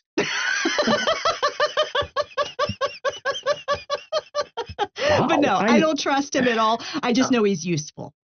I am so used to people berating me for my clan. It comes with my clan. You are a Tremere. You are going to get shit on by everyone.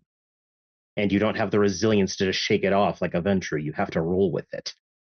The problem is rolling with those comments from that man got under my skin. Did you I at will least have learn to- something? Yes. I've been approaching it from the wrong direction. I'm corrected now. Oh, With that, Taylor will actually take her hand and put it on Theo's cheek. Not slapping, it's a comforting thing. And she's actually warm to the fucking touch. Theo's still fairly cool. Yeah, no, he's definitely cool. And she's like, I'm actually proud of you. You swallowed your pride and learned. That is growth, Theo. Truly, it feels like it's more of my consistency lately. The fact I have any pride at all left is rather shocking. Oh, we all have pride. All of us.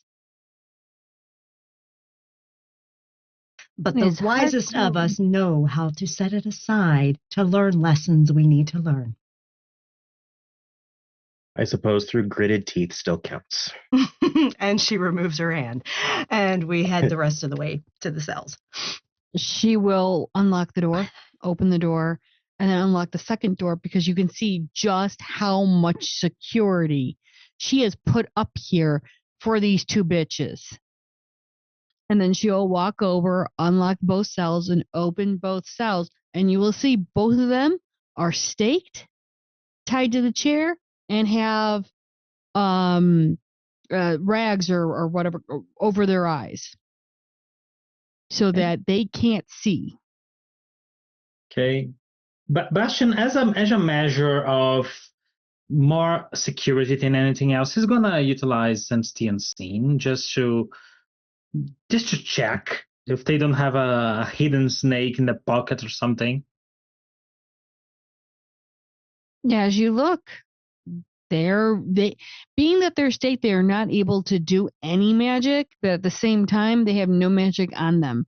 As in, they were either caught unawares because of spotter, or they were caught before they could do anything, as in to the woman. Bastion leans a little closer. You know, generally when I'm dealing with magicians, things like that, I expect to see a little more flair in their clothes, magic items and things like that. They have nothing. Those two are chumps.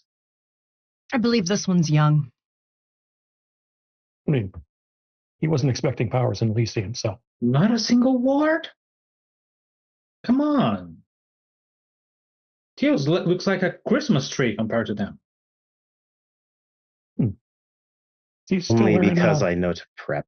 That guy still wearing Spotter's face. I mean, he got staked with it on. He probably hasn't been able to drop it. Yeah. Okay. He's just gonna back up to the other side of the room and watch. Need to notes this to see what's going on. Like, Theo will then, at this point, turn to Anita. Do you happen to have a small table that you can bring in? Nothing enormous.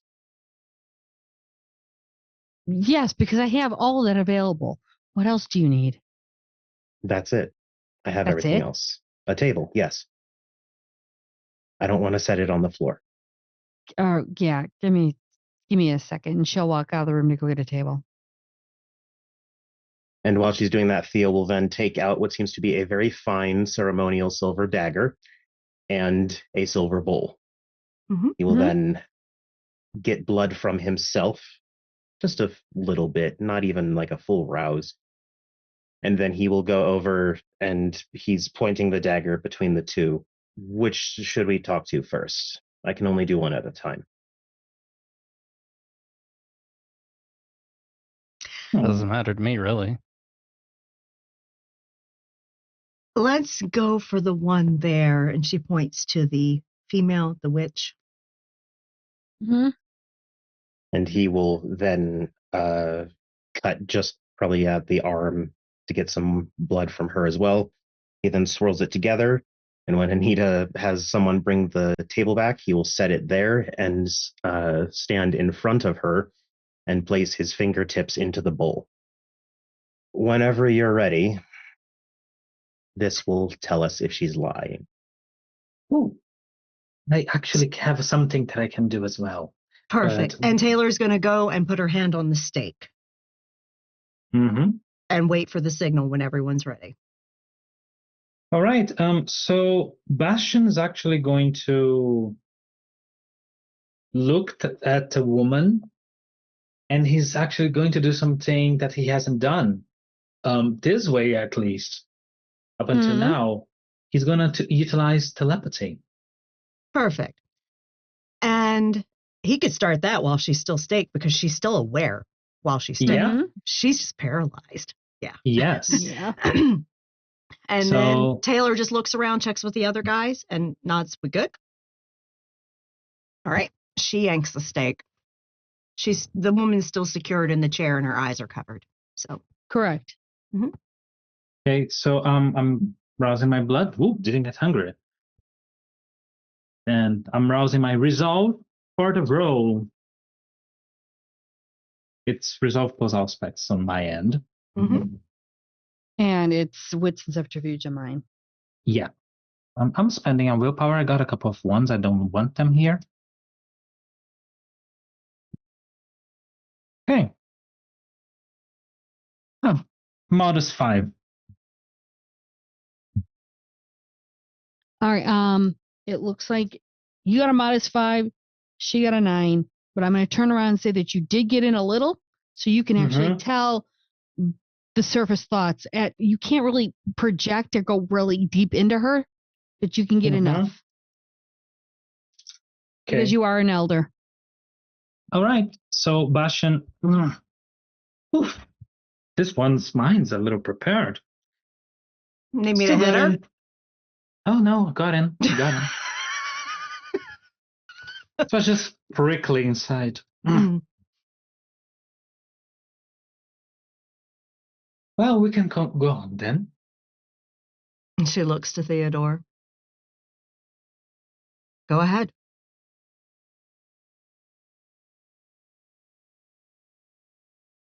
Sorry, players struggling to come up with questions like Or that will anyone phrase can. properly. Mm-hmm.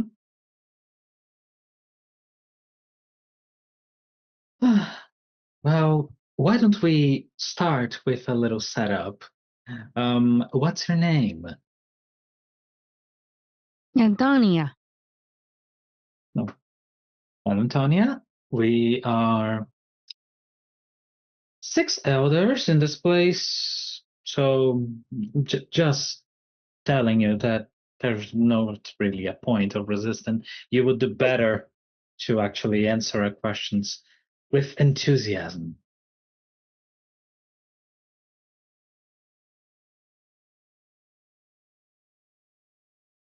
Okay, silent.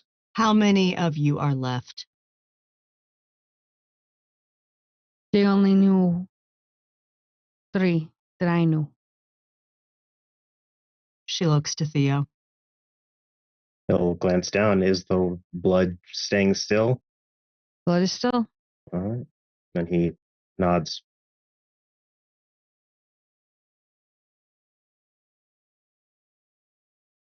Well, What are and their clans? The 3 that are left, Mm-hmm. and like me.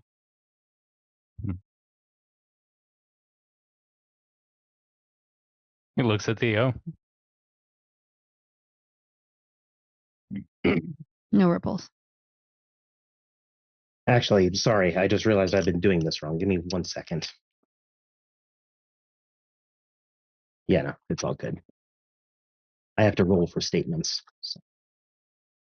Gotcha. I was just doing that bit wrong, but it still works. And he indicates truth once more. So 3 more setites. okay, let's talk about what you have been doing in the city. Tell me, know a fair bit, but how many servants do you have? I have no servants. I'm not even qualified to be anywhere near that. I meant you as your group. I don't know. My job was to get the cupcake jars, make sure that things were clean, prepared, to make sure the tools were ready. They had names, but I don't know what they did with the names. I made sure that rituals were prepared, but that's as far as I went for any of it. The trying to put things together or things of that nature, I do not know. Why did you run? They told us to. Who told you to? The leaders, the heads of them. What are their names? She stops for a minute. It's more of like she's trying to remember.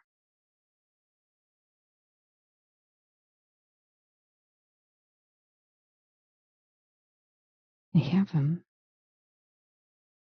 I know. I remember.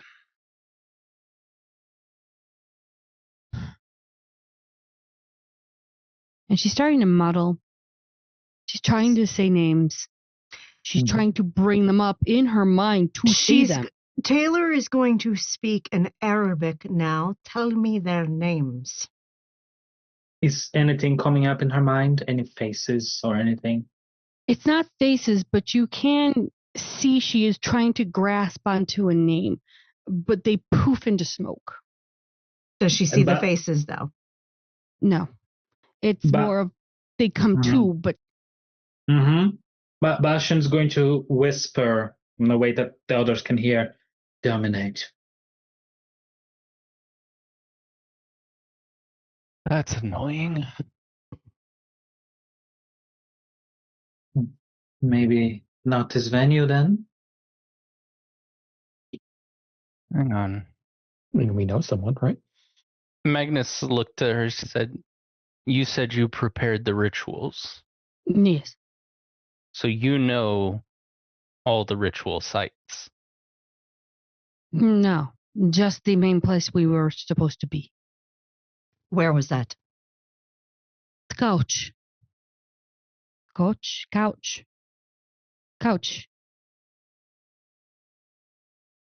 Sorito, the couch is a club, isn't it? Or something like that?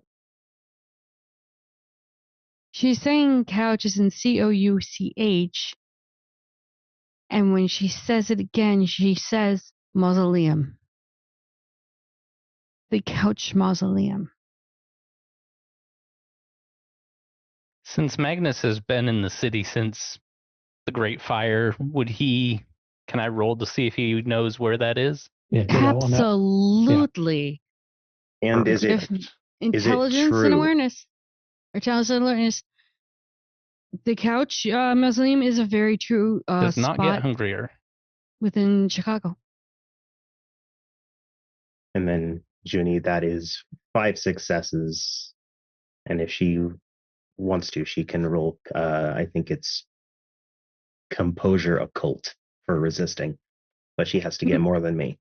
Yeah, no, she's not resisting because you're asking her questions. She's got somebody in her head and she's kind of scared for her life right now. So, Oh, she absolutely is. It's a valid fear. As she should be.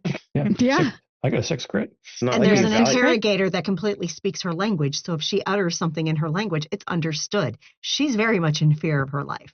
Oh, yeah, absolutely. By the way, y'all, if I get a crit, there's a chance that she'll spill more truth than she actually knows. Good. Do let us know if that happens. Being that you both have a 6-1, here's a crit. You know exactly what she's talking about. The Couch Mausoleum is the only mausoleum in Lincoln Park that is the reminder of that Lincoln Park used to be an actual working cemetery. And when they turned around to convert the park or convert the cemetery into a park, the only mausoleum that is not able to be moved was the couch. It's COUCH. And it's right there on the front of the mausoleum. It's the only mausoleum left in Lincoln Park. Lincoln Park Mausoleum. Mm-hmm. Only one there. Magnus, Yes, could you text someone for me? certainly. Miss Giovanni. Magnus Within- just takes Theo's phone and texts. Just providing that information because necromancers are useful. Mm-hmm. I was going to actually text a very, very angry sire. See if she can get some eyes on that place. Mm-hmm. Did you all abandon that location? I do not know. I was told to run. I was told my job was done. I am to go and disappear. That's all I was going to do. Your job was done. Yes. So all the rituals have been done? As of what I know, what they could do. Let me make another roll. Mhm. Remember he said something about a crit? You got a crit? 6 with a crit, yeah. Excellent. She's going to reveal Nice. more. If there's more, there's a chance that it's not. But if there's more, there is a chance that her mouth will say it, even though her brain Even though doesn't she's know not it. trying to. Just, yeah, she's saying that she was told to run, and as she was told that her job was done, she'll go. And if they told us to disappear, I did disappear, and I wanted to go. I wanted to leave. I do not want to do this anymore. We were held against what we wanted to do. Hmm. It's not something I wanted to do at all. We were slave.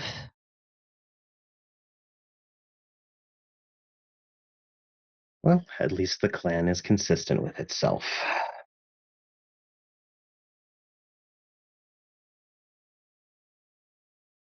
What did she What say her was- name was again? I forgot. To Sylvia. Sylvia?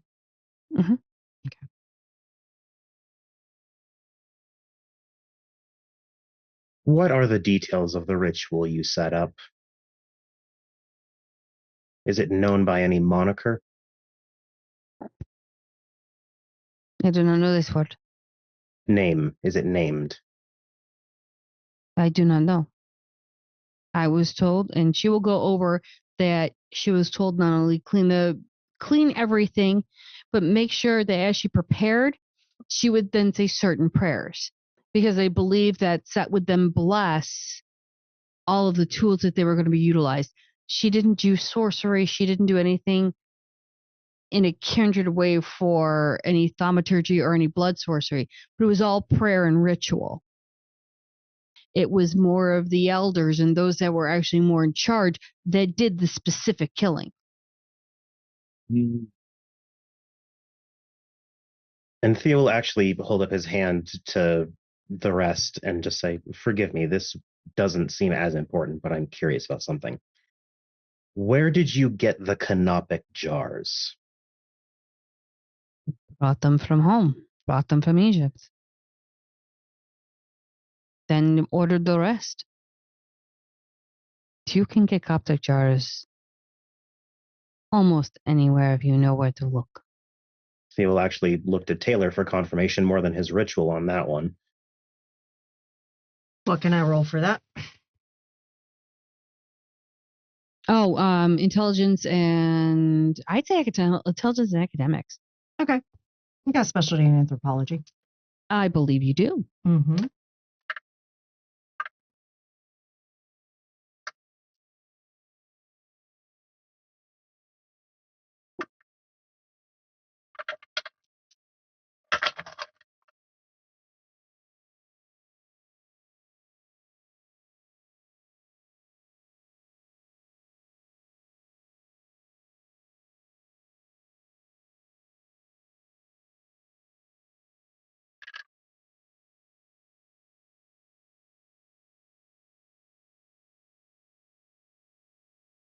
That's 5 successes. With the right connections and with the right websites, you definitely know that you can get a Coptic jar. The Coptic jars that they specifically had, and you do know this for a fact because of your academics, they're older and they are far more ancient. What she is thinking is the ones that were used recently, because you destroyed the vast majority of all the older jars that were taken. So they had to then Procure newer Try- ones. correct. Mm-hmm. Yes, so they likely had to procure new ones since we destroyed so many. Makes Well, I don't- sense. The original ones that we were finding, they were old. Really old. Like stolen from tombs. Old. Ah, so now they're having to go with cheaper By materials. mass market, yes. Which, as a fun fact for those who are not as magically inclined, always so useful in ritual when your materials are cheap. Yes. Theo's just gonna look to just, whoever would have unstaked her, and then just indicate to the stake and to her. I'm going to put the stake back in. Mm-hmm. She's parked. He then takes the silver bowl and just sort of chucks the blood out. And then On to the next guy? Mm-hmm. Yep, and then we'll repeat the exact same process with the next guy. Mm-hmm. Set his fingers in and then give the approved nod. All right.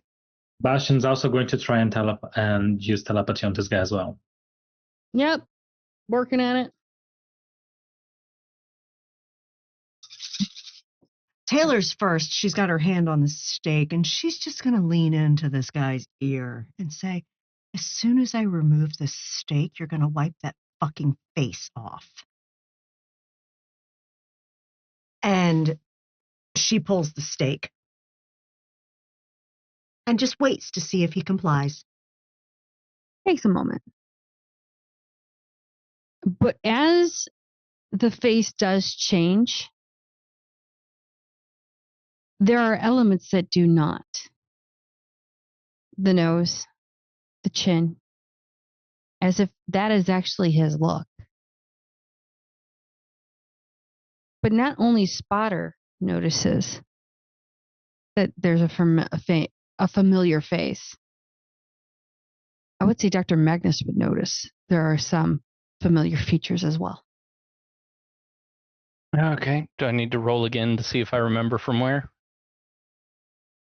I don't think you need to roll this one. They look like relatives. This looks like his sister. As Magnus's sister? as in part of his family directly, more of a nephew or a nephew's son. So it's close to home. It's about a 2-generational difference. Yeah, the claws come out, That's fair. and Magnus just places them right over his face and says, yeah, take that face off, or I will. He will actually say in complete English, he is Chicagoan. He'll go, I took off the face. This is my face. I can't take it off. Bastion got a 7 in his roll of telepathy. You beat his 5. So Bastion actually going to try and scour if that's true. And You do see his face, as in his mind. It's right there, and it's matching. Bastion gonna say, oh, hold on, Magnus. He's not lying. What the That's fuck is the going face. on? Taylor just looks to Spotter and says, eugenics. That's what's going on.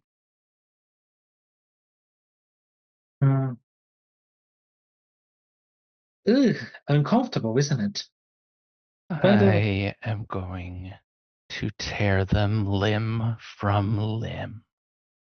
Right there with you. So she just has the stake in hand and says, what's your name? Marco, Marco, you're surrounded by elders in this room. heard? Yeah. Who gave you the orders? woman named Francesca. Another one named Janet, but Janet's no longer among us. Hmm. Janet. We remember Janet. Yes. She pissed off Francesca. Oh, Describe It- this Francesca for us. Sure. He rattles off about 5'8", 5'9", built, long, sandy blonde, almost brunette hair. Is that the face that comes to his mind as soon as Francesca comes up? Oh, he is bringing her up so he can describe her. He's But- heard everything from your Mhm. conversation over there. So he's not going to fuck around. oh no, he ain't fucking around because he But- will get destroyed. Because he just Bastian- got staked in Elysium. Bastian is drawing as soon as he's describing. Mm-hmm. What's your last name, Marco? Mosier.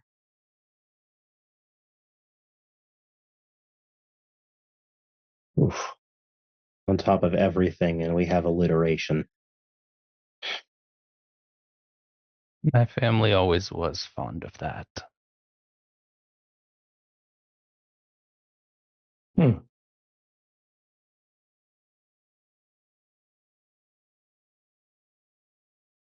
Well, we had a lot of information in regards to Sophia. So Marco, what was your duty in this group? Since everyone is so compartmentalized. Distract and locate. Distract people from where other people were supposed to be going and locate places. So when you were in Elysia, where were other people going? He takes a moment to think.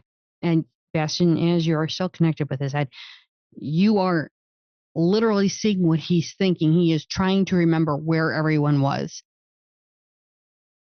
This everyone, can I grab details about them? Names perhaps, or faces if he's remembered by that way? He's pulling up a map of Chicago and he's trying to pinpoint and remember. And being that you have worked with your plumier, you will see that those places were part of some of the fake houses and the fake setups that were going to be hit. Mm-hmm. And he'll start rattling off what he remembers of them telling where they were going to go. And for Spotter, you know for a fact that some of those places are where you guys have set up for fake sites. So your traps are working. Good.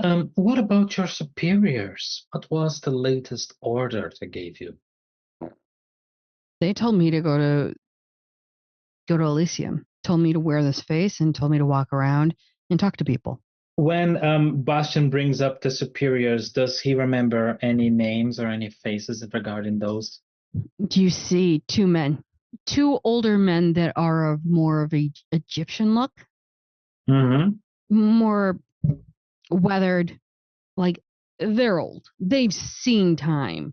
It looks like they were embraced as older members or older priests. Bastian will try to draw their faces to the best of his ability as well. Were you the only one of your group in Elysium at the time? Yes. I was only there to talk and distract. That's my job. Where'd you get the face? I was told to put it on. They said I matched the face's facial structure. Do you have any living relatives in town? Not that I remember. It's been a while. Storyteller, I'm going to do a truth check on that. Absolutely. More go in for the it. hopes I get another crit and pull some truth he doesn't know about. We where want his a crit family fish. is. I agree. Go for it. Problem is, it's V5 critting, so I don't remember half of how it works. It's fine. I believe in you. We all believe in you. Just gotta get 2 10s, man. Ooh. You're rolling 18 dice. You can get. I am 5 crit. I almost didn't notice the other 10.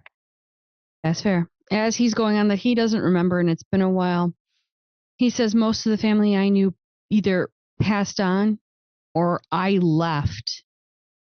And when I came back, they were gone. Well, that makes tracking genealogy more of a pain. That's what I've been running into. Can we get DNA tracking from someone who's already dead?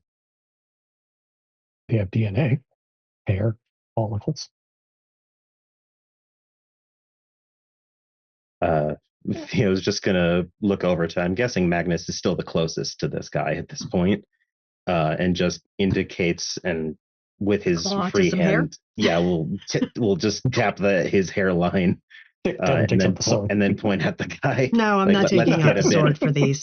Let's get a little bit of the hair. Is She's not essentially what he's destroying these. They indicating. didn't attack our garden. Magnus just uses one of his claws, just some of the hair. And with a free hand, Theo will actually just pull out like a plastic baggie and hand it over to Magnus. He bags it up.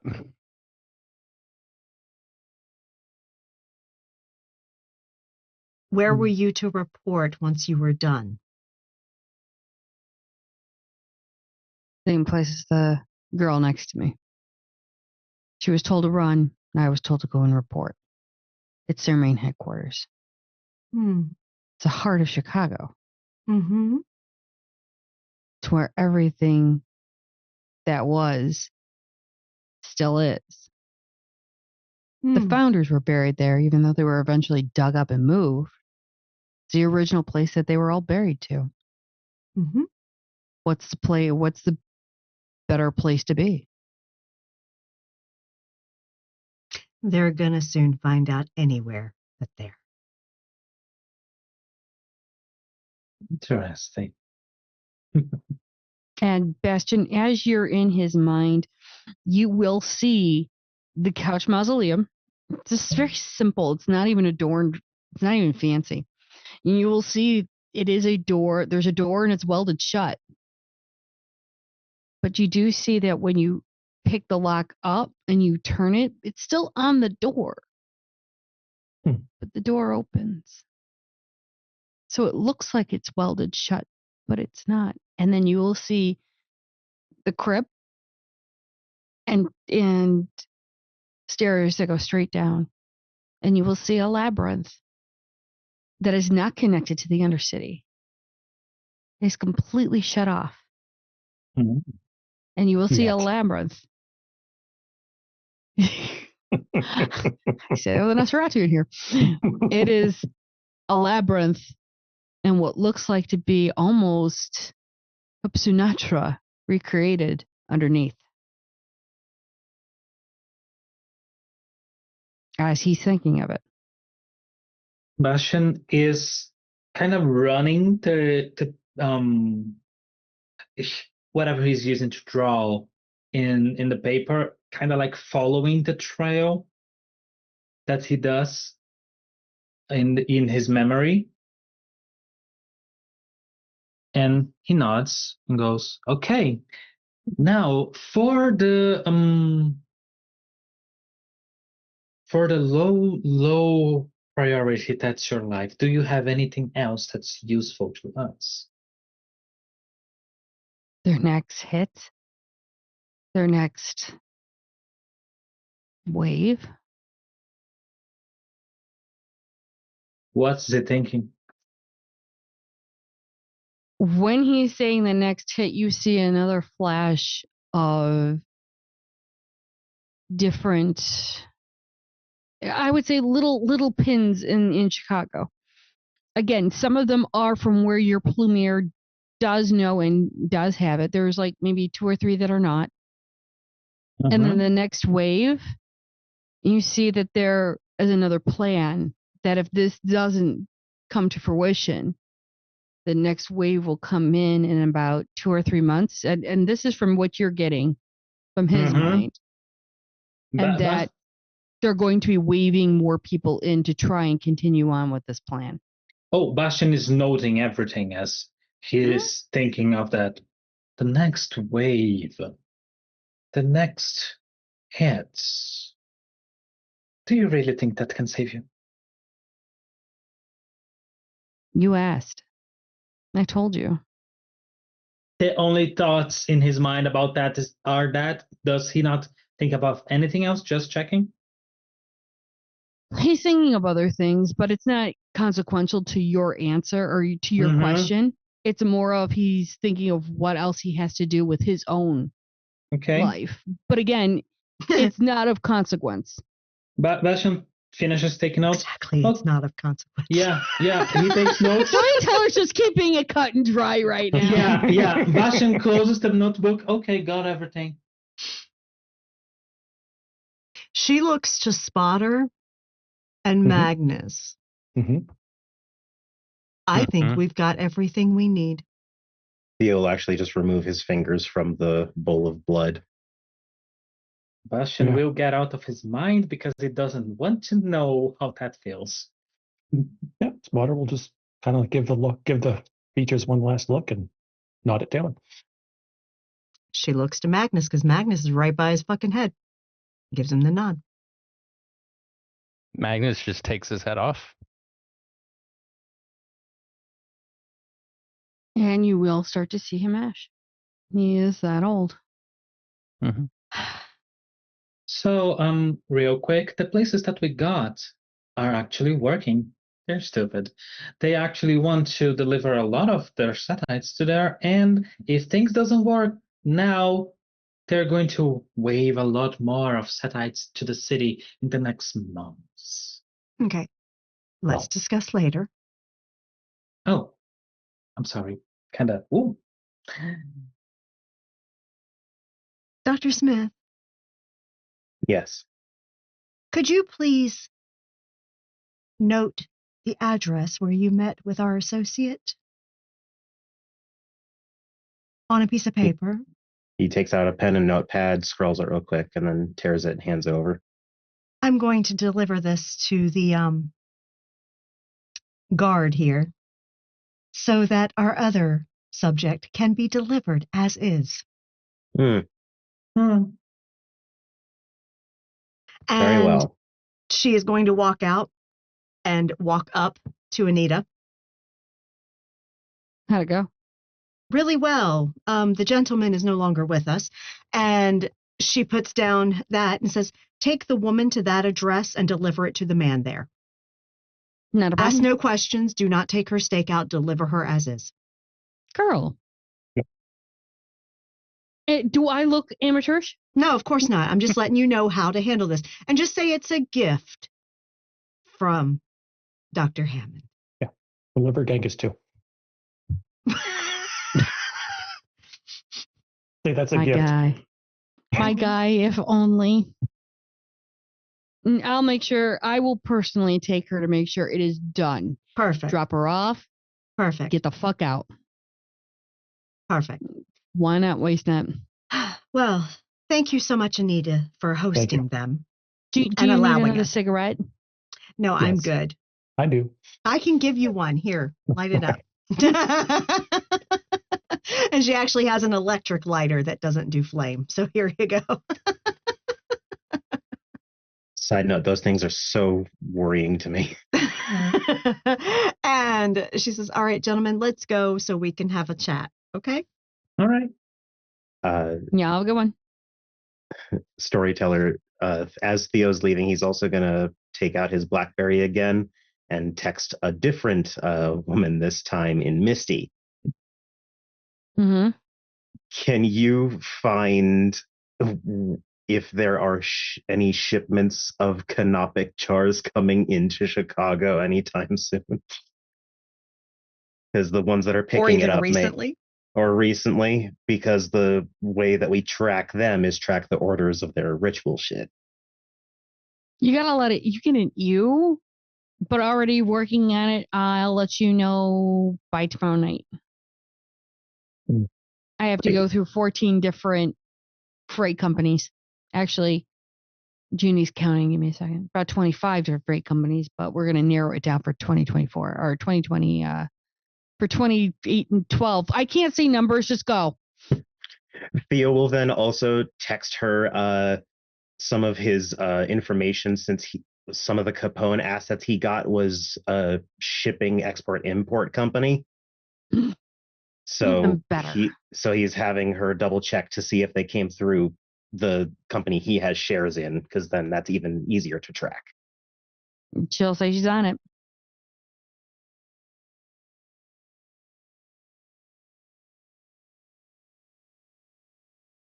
And then we will get somewhere where we can have a conversation. Mm-hmm. If we're out in Anita's area, the closest one of our spots would be... I mean, technically, Mark has a house he's no longer living in. That works. Taylor has keys to. Yes. So she says, look, I've got a place we can go. Just follow me. All right. And It so doesn't take you she long. will get on her bike and lead the guys to Mark's former home. Mm-hmm. Mm-hmm. Doesn't Theo- take you long. And it's a Yep. small little house, nothing fancy. But Theo quickly washes his hands because there's blood on them. I was just laughing because between us, we have like 1 point of drive. I have a single dot. I'm Me good. too. I have a dot with a specialty. Single dot gang. Hey, with we're a specialty, elders. so that counts as 2. Need all these newfangled driving machines. At least motorcycles are similar to riding a horse, okay? Y'all put dots in drive? One. I got one It because it came up in stream. I have I don't 5 have- dots in resources. I pay people for that. No. Just you played a shanky game because you put a dot in drive. Okay, I'm Yes, just gonna say because that. he will make you roll it at some point. You are going to have to roll Dex Drive, okay? Absolutely, you will. I speak from experience. But Uh-huh. anyhow, And you just know take what? you long. That is why I have that second dot in celerity. Yeah, I know. Yeah, There's Seriously. fleetness. Fleetness prevents that shit. Yeah. Mhm. Okay. So we arrive, and it's a small little like bungalow home in the South Side. Nothing fancy. It's even inside. It's sparsely freaking furnished. It's very bare bones. Mark did not have much of anything. And she says this used to be Mark's, so it still is technically. He hasn't gotten rid of it. It's a safe place. So.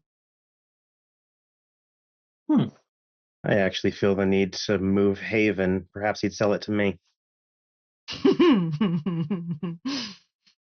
I'll mention it to him, see what he says. I'd need to install a surgical room, but that would be easy. So, yes, Bastion, I'm sorry to have shushed you, but I did not want you revealing too much in front of her. It's all right. I was a little. It's complicated to be in the mind I of get it. others. You were in their heads, so it's like you had to get it out. I understand. Mm-hmm. I understand. Okay, so definitely the mausoleum. Yes. Yeah. But fun thing, and Bastion actually going to show them the sketch of the faces. We got 2 elder men that do happen to be higher in the totem pole. Priests. Probably embraced in the late life of servitude to the cult. Of course. I know it's a drawing, Junie, but is there any way with some medical know-how and probably Magnus's consultation as well to get a rough estimate of what their age might have been at Embrace? Oh, I will. Yeah, between you and Magnus, you can definitely tell they're between late 50s, early 60s. Okay. So The they're way not... that the face is weathered, the way that their facial structure is, no hair. And it's not just we just recently lost. It's all weathered and shaved, bald, gone. She actually, Okay. Taylor will kind of like run a pinky over the details on the faces. They spent a lot of time in the sun. Egyptian, obviously. See the features here and here? Trademarks.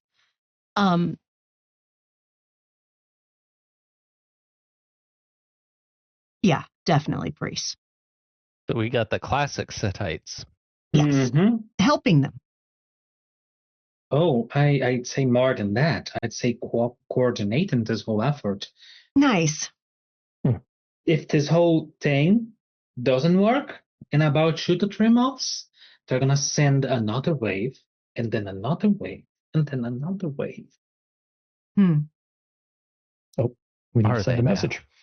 Yes, Yes. we do. Yes, we do. We need Bastion, I Mhm. think you are specifically gifted in the message we're going to send. A Mhm. long range. We're going to get message. our hands on at least one of these priests, and then you're going to dump thousands of years of memories into their heads. I haven't had the opportunity to do that yet. I'm itching They to do will be that. so fucking mad that they can't do shit, and we will send them home. Oh, did you know that I can They do that want from a chaos. distance? I will give them fucking chaos. Preaching to the choir, Taylor. You know what? Acquiring to the purchase. You know what you should do as well? Bastion, have you ever worked with a tattoo gun? A tattoo gun. I know You- someone who boy. can. Edith. Okay, You but ha- Edith cannot make the art that Bastion can. That it. Oh, Oh, no, she's amazing. No, no, You no. tell her what you want, she will fucking get it on you. I don't want her to The frenzy. statue. Yeah. You want. I want that image tattooed on their fucking chests. Oh. You know what? Edith might be able to do that too. We have a thing. You know we have a thing. And she looks at it. We have a thing where we don't show fear. That would be a good test of it. Yes, it would. If you don't wish to involve her directly, there is something from my clan that can make it permanent as well. I mean, heck, I sketched it. Yeah. Well, I have the perfect recollection of that image, so I can Yeah. absolutely do that. And that at least ritual, lend aid. that ritual should be fairly simple. They're using it on thin But we'll bloods. see about that. We may not have to go Yeah. that far. I think if we get them babbling idiots, then we send them home. That will be enough to show the other Zetites not to send their people here. Yeah, we can draw that and send that in their pockets. Sure. Like, oh, what's that letter? A frenzy. That's the letter. That's So- the letter.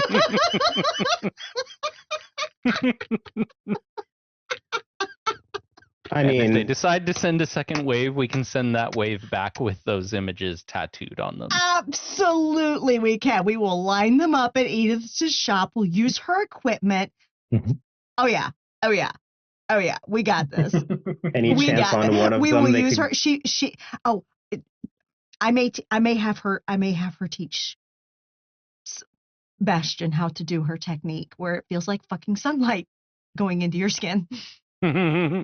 If I recall the method that Tracy, And she literally, taps at her back. That's what it felt like, y'all. if I recall the method that Tracy explained to me, it would be a standard tattoo, and then it would be enchanted molten silver poured over it, I believe. So a different Ooh. process. That is a different process. I've never performed it myself, but Look into that. Mm-hmm. it should Look be into it. fairly simple. Mhm. But yes. Well, I'm intrigued by that. but of we course. have people looking at the mausoleum, yes? Mhm. Good. From several angles, it seems. Good. That's where we hit next. Oh, they have. He notes they have the maze. This is the way to the place. But I don't think that's a problem to use, Potter. No, they. Is the maze connected to the greater Undercity? Not at all. It's completely isolated. We would Oh, have found it. Damn, what a shame. not a maze. If only we knew some gargoyles to connect it. Or if only we knew to fill it with fucking concrete. Yes. No, let's hold off on that. I may want this mausoleum. Now, the elders were there, right? Yeah. were buried there. They might have things in there that were in contact with elders. Those ones, those old guys, right, Theo? They Right. might be useful. Two things. Hmm. If there's no connection to the Undercity, where's their escape hole? Yeah, they've They got to don't have one. Fucking idiots. No, they've got to have one. Two, they took over a mausoleum and started doing their voodoo shit. That's got to have pissed off some ghosts. Oh, yeah. Which is why Mhm. I asked Magnus to please text Miss Giovanni. Yeah, I'm with Taylor. If they want chaos, let's just like call them some favors and get some chaos. Hmm. But yes, I think having the gargoyles specifically scout with it. the priests, at Mhm. least get one of them. One is better than two. Don't send both of them back. We destroy one, and then with the other one, we send home with a message. Okay, and we dump thousands of years of memories in his head. I know just the ones. Do we know anyone who we would like to have owe us? Well, Because turning over an elder Setite, I know that they wouldn't be able to share the juice pouch like we did, but it would still be a good snack. oh, so instead of killing outright, you want to save them and deliver them as a juice box. And make sure that it goes to Maldavis. someone who will eat them and not Oh, spare them Maldavis. or free them. Big Daddy, then.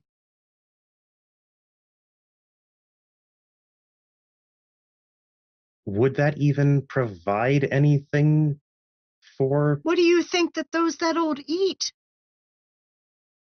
Fair enough. They sure aren't noshing on humans. Okay.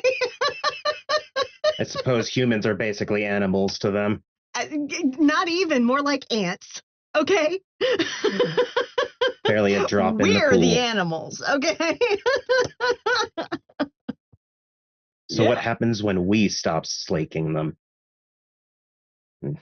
They go to torpor. Then they You do remember a what lot of happened them. in- Did you hear about what happened when the Red Star rose? Mm-hmm.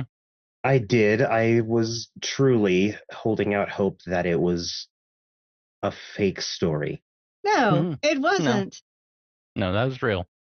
And do you know what's happening with the Sabbat out east? Yeah. More of the same?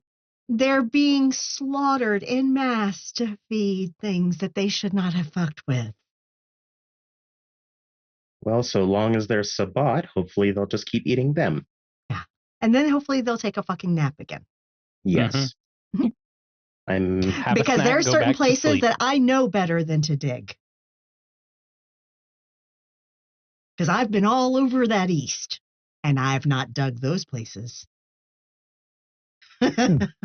I would also recommend not learning how to meld with the earth. Just gonna say that right Yeah. now. You should have told me that. No. Oh, What no, you're doing no, is no. different. Yeah. You're melding That's with different. stone. You're melding with stone. That's not melding into the earth. No, the progenitor of his people are, yeah, she's Yeah. yeah. Xavier contacted Yeah. her. ugh. Why? Everything I learn of him just makes me empathize more. Or sympathize, I suppose. Yeah. Do you know she was a daughter of Lilith? That is the story. Hey, I'll admit I hey. didn't, but I don't know most things about the Lilin faith. Oh, that's not just the faith. That's an actual history. Yeah. Let's keep it at that. Let's keep it at that. It's actually history. Hmm. Let's not go more into that little faith. I'm sorry that traumatized you so much. I just wasn't ready. I wasn't ready. And Theo, yes, I will introduce you to my dear mage. I will admit I got a bit carried away. In due time. Let's slaughter the rest of these snakes first. Yes, when times settle down and when she's not gallivanting into another galaxy somewhere far, far away. Yes, because I would very much like to experience this time stop. It's fascinating. I could still move in it. But the others were stopped. It was fantastic. Oh, kind of like reverse polarity. Yeah. What if she just stops you and you just? Well, that wouldn't be showing me the time And if stop. she That would be putting me in trust me, the rest of my garden would probably murder her. Well, glad to know I'm at least respected in your garden. Oh no, I didn't say you were, but you can meet her. See, this is why I never joined you. Total joke. That's why Taylor's laughing. Well, we have a plan. We have a way to go. Do we have anything else? Or are we ready to do this? I think we're ready to do this. We have unyielding rage. Mm-hmm. And if y'all happen to see little Jimmy, do not tell him where I am, what I'm doing, nothing. Okay? He literally tried to thank me. He said, I know you didn't do this for me, but thank you. And I'm like, of course I didn't do this for you. You're a disrespectful little shit. Did you even know he would be there? No. Hmm. I thought it was hilarious when I saw him there befuddled. Okay? How about this? None of us talk to him. That's your choice. But I'm just going to say, if he comes around looking for me, y'all ain't see me. Y'all don't know where the fuck I am. He saw me walk through a fucking portal and be gone. Yeah, that's better. I want to aggravate him more. Next time, I'm gonna say that the Underking is not even willing to be in his presence. He just sent me. Spotter, are you okay? Once this is done, the more I learn about how they fucked with our families, Magnus too. It's just, I mean, it's really fucked up. It's really fucked up. It's really fucked up, and it's not. I mean, I'm not surprised that Argon would do that. Yeah, it's just closer to home that I'd prefer. Yeah, and that's really fucked up. Yeah. Mm-hmm. I mean, it's really fucked up if it happens to anybody, but when it's close to home, it's exponentially more fucked up. Right. Yeah. Mm-hmm.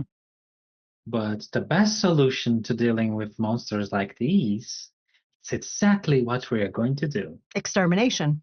Mm-hmm. And it feels good too. Look at Taylor. And we'll see jumping. what Hesha does with Sylvia. Mm-hmm. Because she could have been playing us all as playing the little victim trying to run away. Yeah. At the same time, though, you'd have to respect it because we did not kill her for it. No, we didn't. We'll let her own kind deal with her.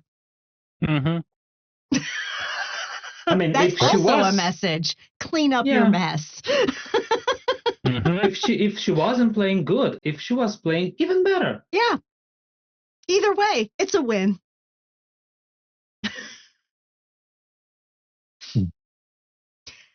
That is an important lesson, especially if you're going to play with any politics in the tower. Make sure whatever you do, you get your win. Because if you take a loss, it's all right. You learn from it. And then from then on, you take your win. Mm-hmm. Taylor, you do get a text saying delivered.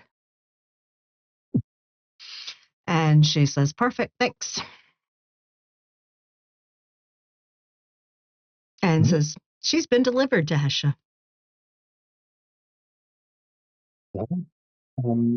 Anita absolutely should start in the delivery category. That woman's fast. She's very good.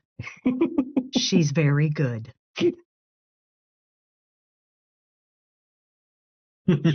Well, let's make preparations as quickly as we can. Mm-hmm.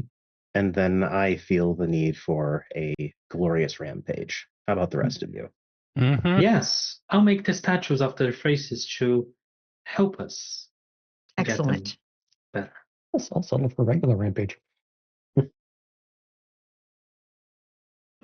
And I believe from that storyteller, we're going our separate ways, it sounds like. She actually looks to Magnus real quick.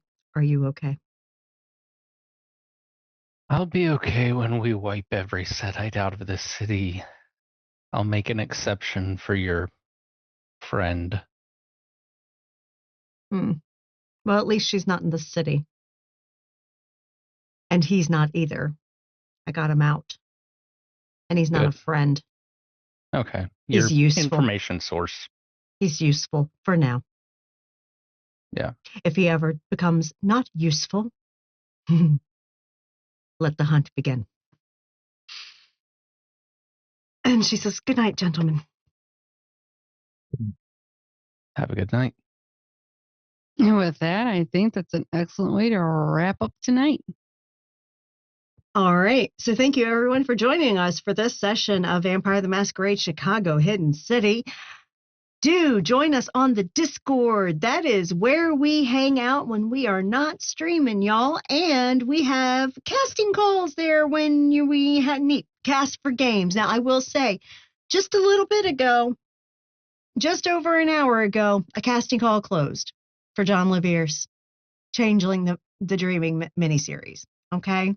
But there is still an open and ongoing casting call for guests for Call of Cthulhu, London Esoteric Society.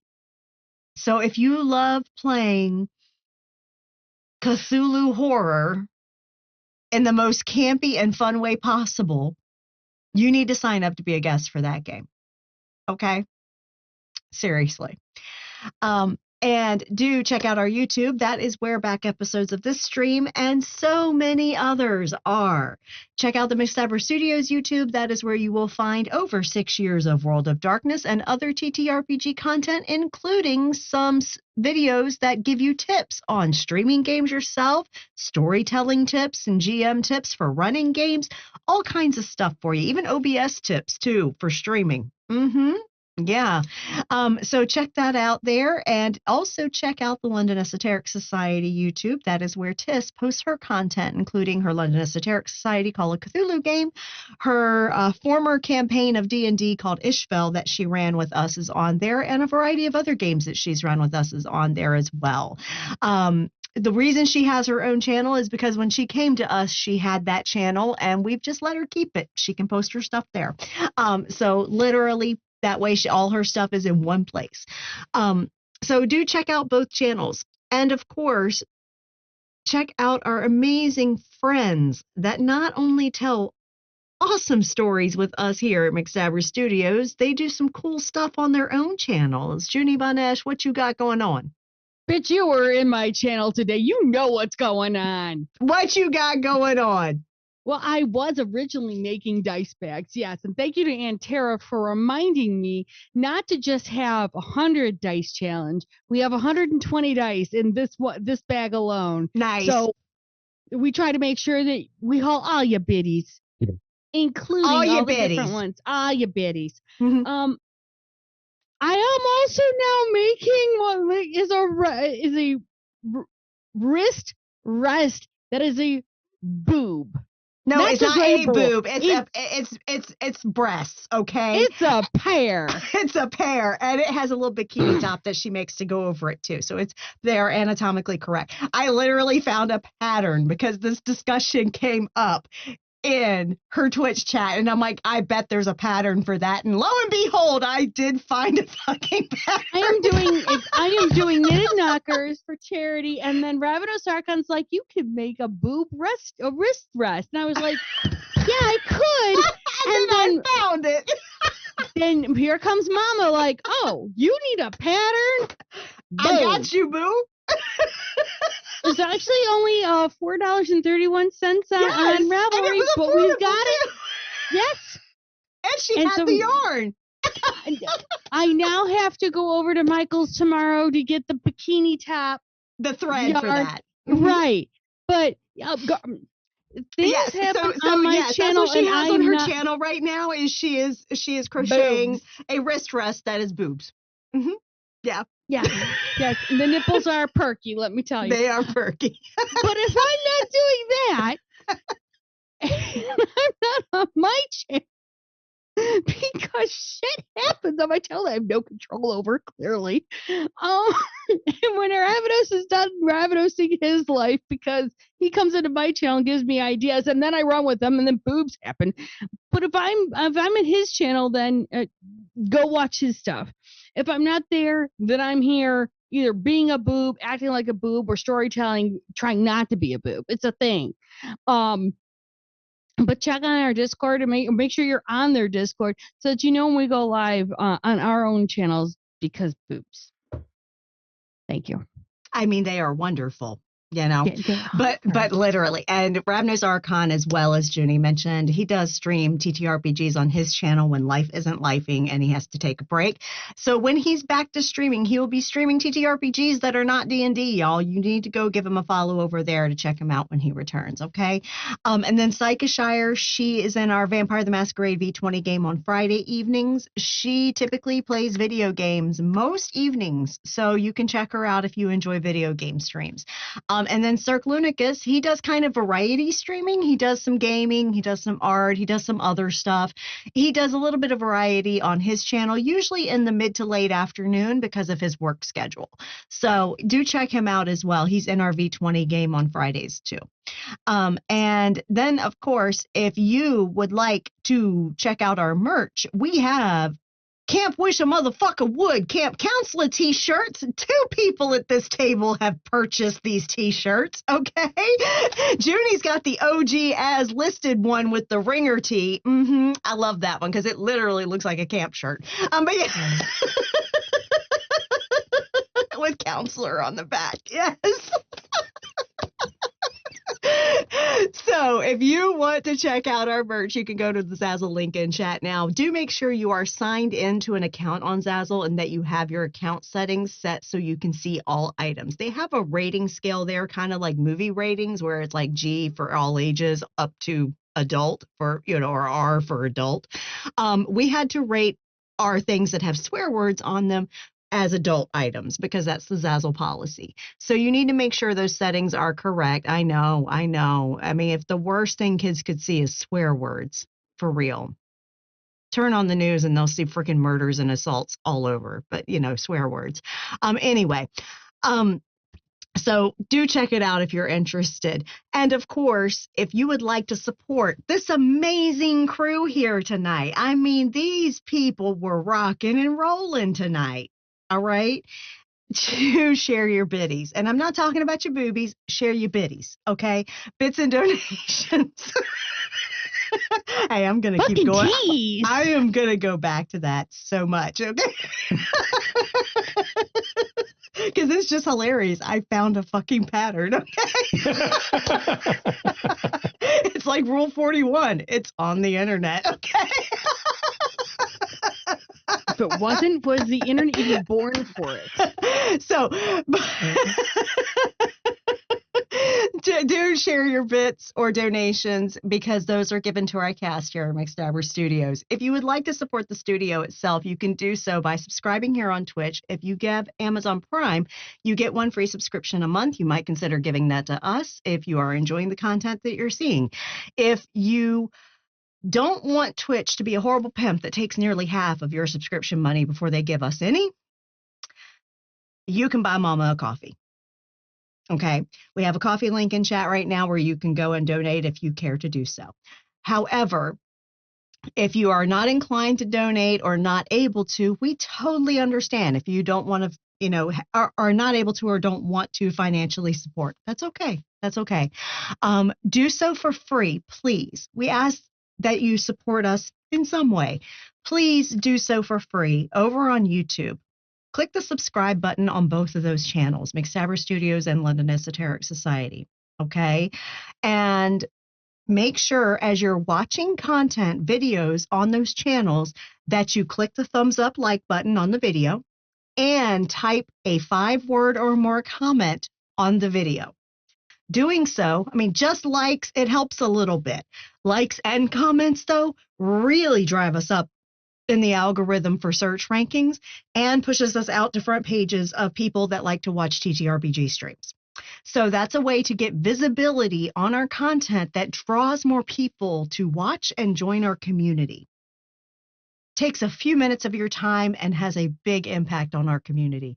Many, many people that are in our Discord server, are here in Twitch chat, or are here at the table with us have joined us from YouTube.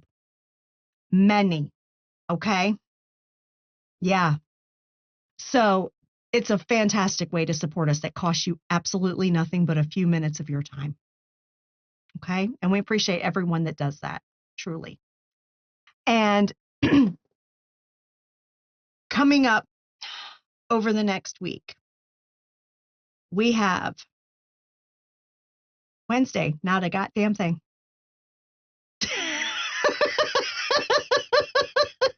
Because Changeling wrapped this previous Wednesday for the season. We are going to be having a non-stream cast chat that evening, but that's not going to be streamed out. That's private, okay? We're going to talk about the season, plan things for next season, you know, that kind of stuff.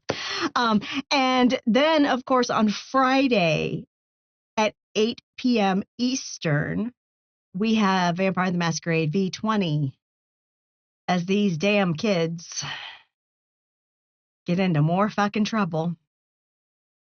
I'd like to point out Mom and Dad did No, I absolutely know, fucking I nothing know. wrong. House Mom and House Dad, the two most pragmatic and responsible fucking clans, Ventru and Gangrel, are like, I'm not doing this shit. And Tara, I'd like a crisp high five. Thank you very much. Thank you. No, hold on. Other one. There Yeah, you thank you. Appreciate it. Thank you.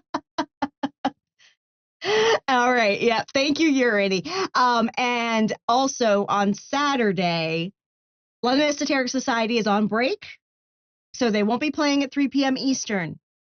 They'll be back the following week. But we will be back here at 8 p.m. Eastern.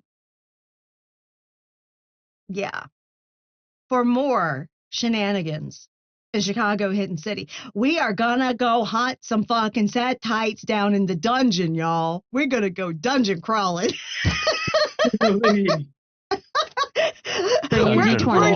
This coteries doing live action D&D now, okay? They've played it, now they have to let's put make it. questions. Surprisingly, not the first time in this chronicle. I know, right? I know, right? We need to bring Questions will be questions so so that proud. she can GM it, okay? Yes! Let's ask questions to go with. She can scare the shit out of some set types. Oh no, we'll just sick the Silent Striders on it. There they Yeah, are. that too. So anyway, we'll be back Saturday for more shenanigans, all right? And lastly, I'm on McStabber. I'm going to tell you, please take care of your mental well-being, y'all. It's important that you are able to get support when you need it, okay? Whether that is hanging out with people that you enjoy their company, such as this right here, or if you need to rely on your support network to carry you through a really hard time, okay? If you have access to professionals that you can get on their schedule, please try to do so as soon as you can if you're struggling, okay? And if you are in crisis, please reach out to a crisis support line. Right now in our Twitch chat, we do have organizations that are available for you to call 24 hours a day, 7 days a week if you're in the US or Canada, okay? However, if these organizations do not suit your crisis needs, you are outside of the US or Canada, or you are otherwise occupied and need assistance, go to findahelpline.com. On that site, I've checked it recently, you can quickly and easily find the resources you need. It's a drop down where you select your country. It loads up the next page where you click on a button for the things you need. That's it. And then it loads up the resources. Super fucking fast. Please use that resource, okay? Because truly, people that staff those lines, those crisis lines, those text lines, those call lines, all that, they want to help you. A lot of those people have gone through exactly what you're going through, and they want to help you. You have to let them. You have to reach out and let them help you, okay? You are not a burden to anyone that wants to help you.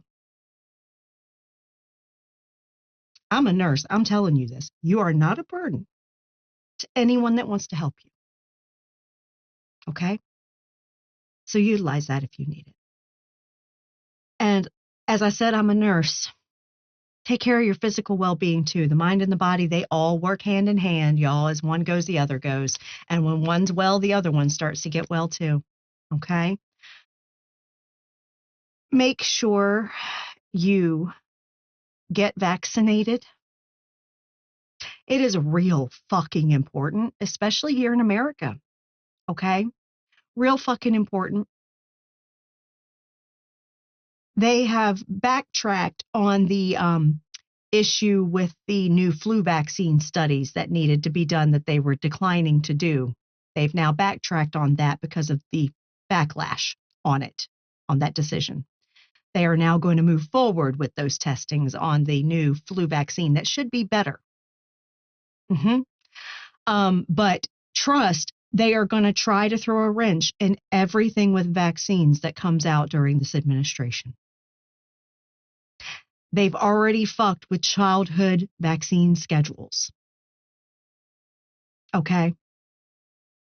They're going to fuck with everything that they can at a federal level with vaccines. And that includes funding.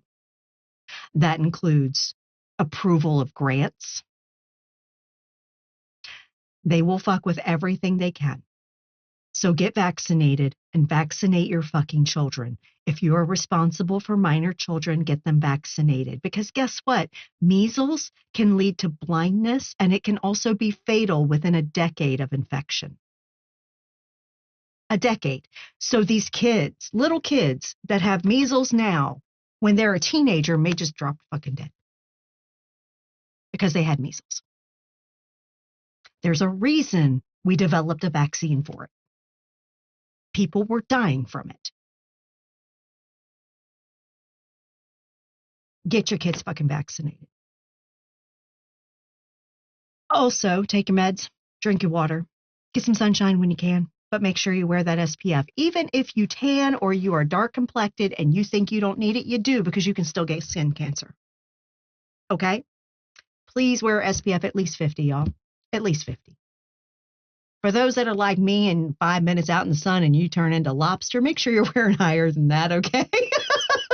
And reapply, motherfuckers, reapply. Seriously, take care of your skin. It's a giant organ that you wear on the outside of your body, and it's the only one you get, so take care of it. And make sure that you are registered to vote if you are an American citizen or have access to those privileges, okay? People died for those privileges, y'all. For people of color and women to vote, people died for that. It's our duty to honor that and fucking vote in every goddamn election. Yeah. So seriously, there's early elections going on right now, early voting for primaries in multiple states. Make sure you are participating in the primary process. If you have access to early voting for it, fucking do it. Okay? Get it over and done with.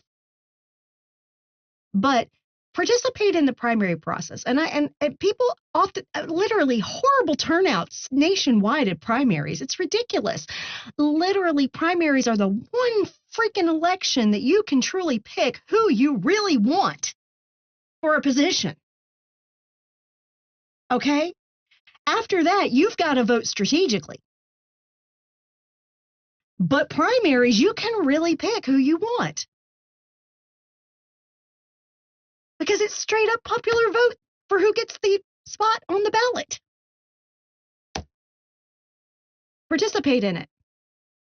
Then, in the primary, that's the primaries. Then, in the election, this is a midterm year. Midterm years are important. They are so fucking important. Y'all, people don't realize, especially in America, because one, Americans are not educated on the actual election process and why it's so fucking important. And that's on purpose. Okay? Two, Americans are taught to be apathetic. They are taught to think that their votes don't fucking count. And that's not fucking true. Midterm year, everybody's vote counts because it's a popular fucking election. There's no electoral college in the midterm elections. So get out and fucking vote. We have to take Congress away from the GOP, the House, and the Senate because our illegal presidential administration that is breaking laws constantly is not being held accountable by our Congress because it is Republican controlled.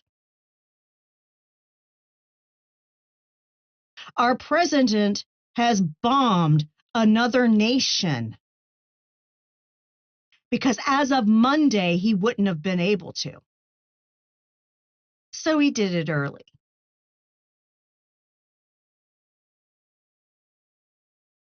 Because of Republican fucking Congress. Children died today in Iran because a school got bombed. So much for that pro-life administration, right? Yeah. So make sure you fucking vote. We're going to get them out of their fucking seats, okay? And I know ICE is still a fucking thing in multiple cities around the country. Be safe, y'all. Be safe. It is completely horrible what's going on.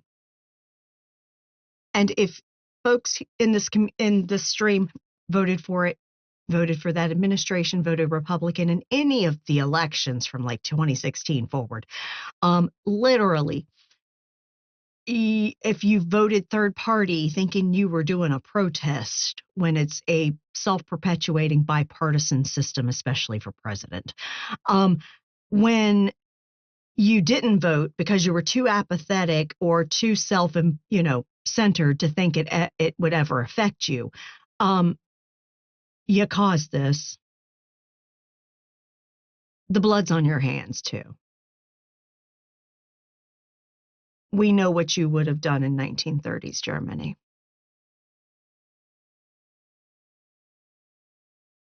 You can fuck off. For the rest of us, look out for one another. That's how we get through this. If you are in communities where ICE is active, make sure you get yourself a bunch of whistles. Alert your community when shit's going down. Okay? Take care of each other and stay as safe as you can. Y'all, have a good night.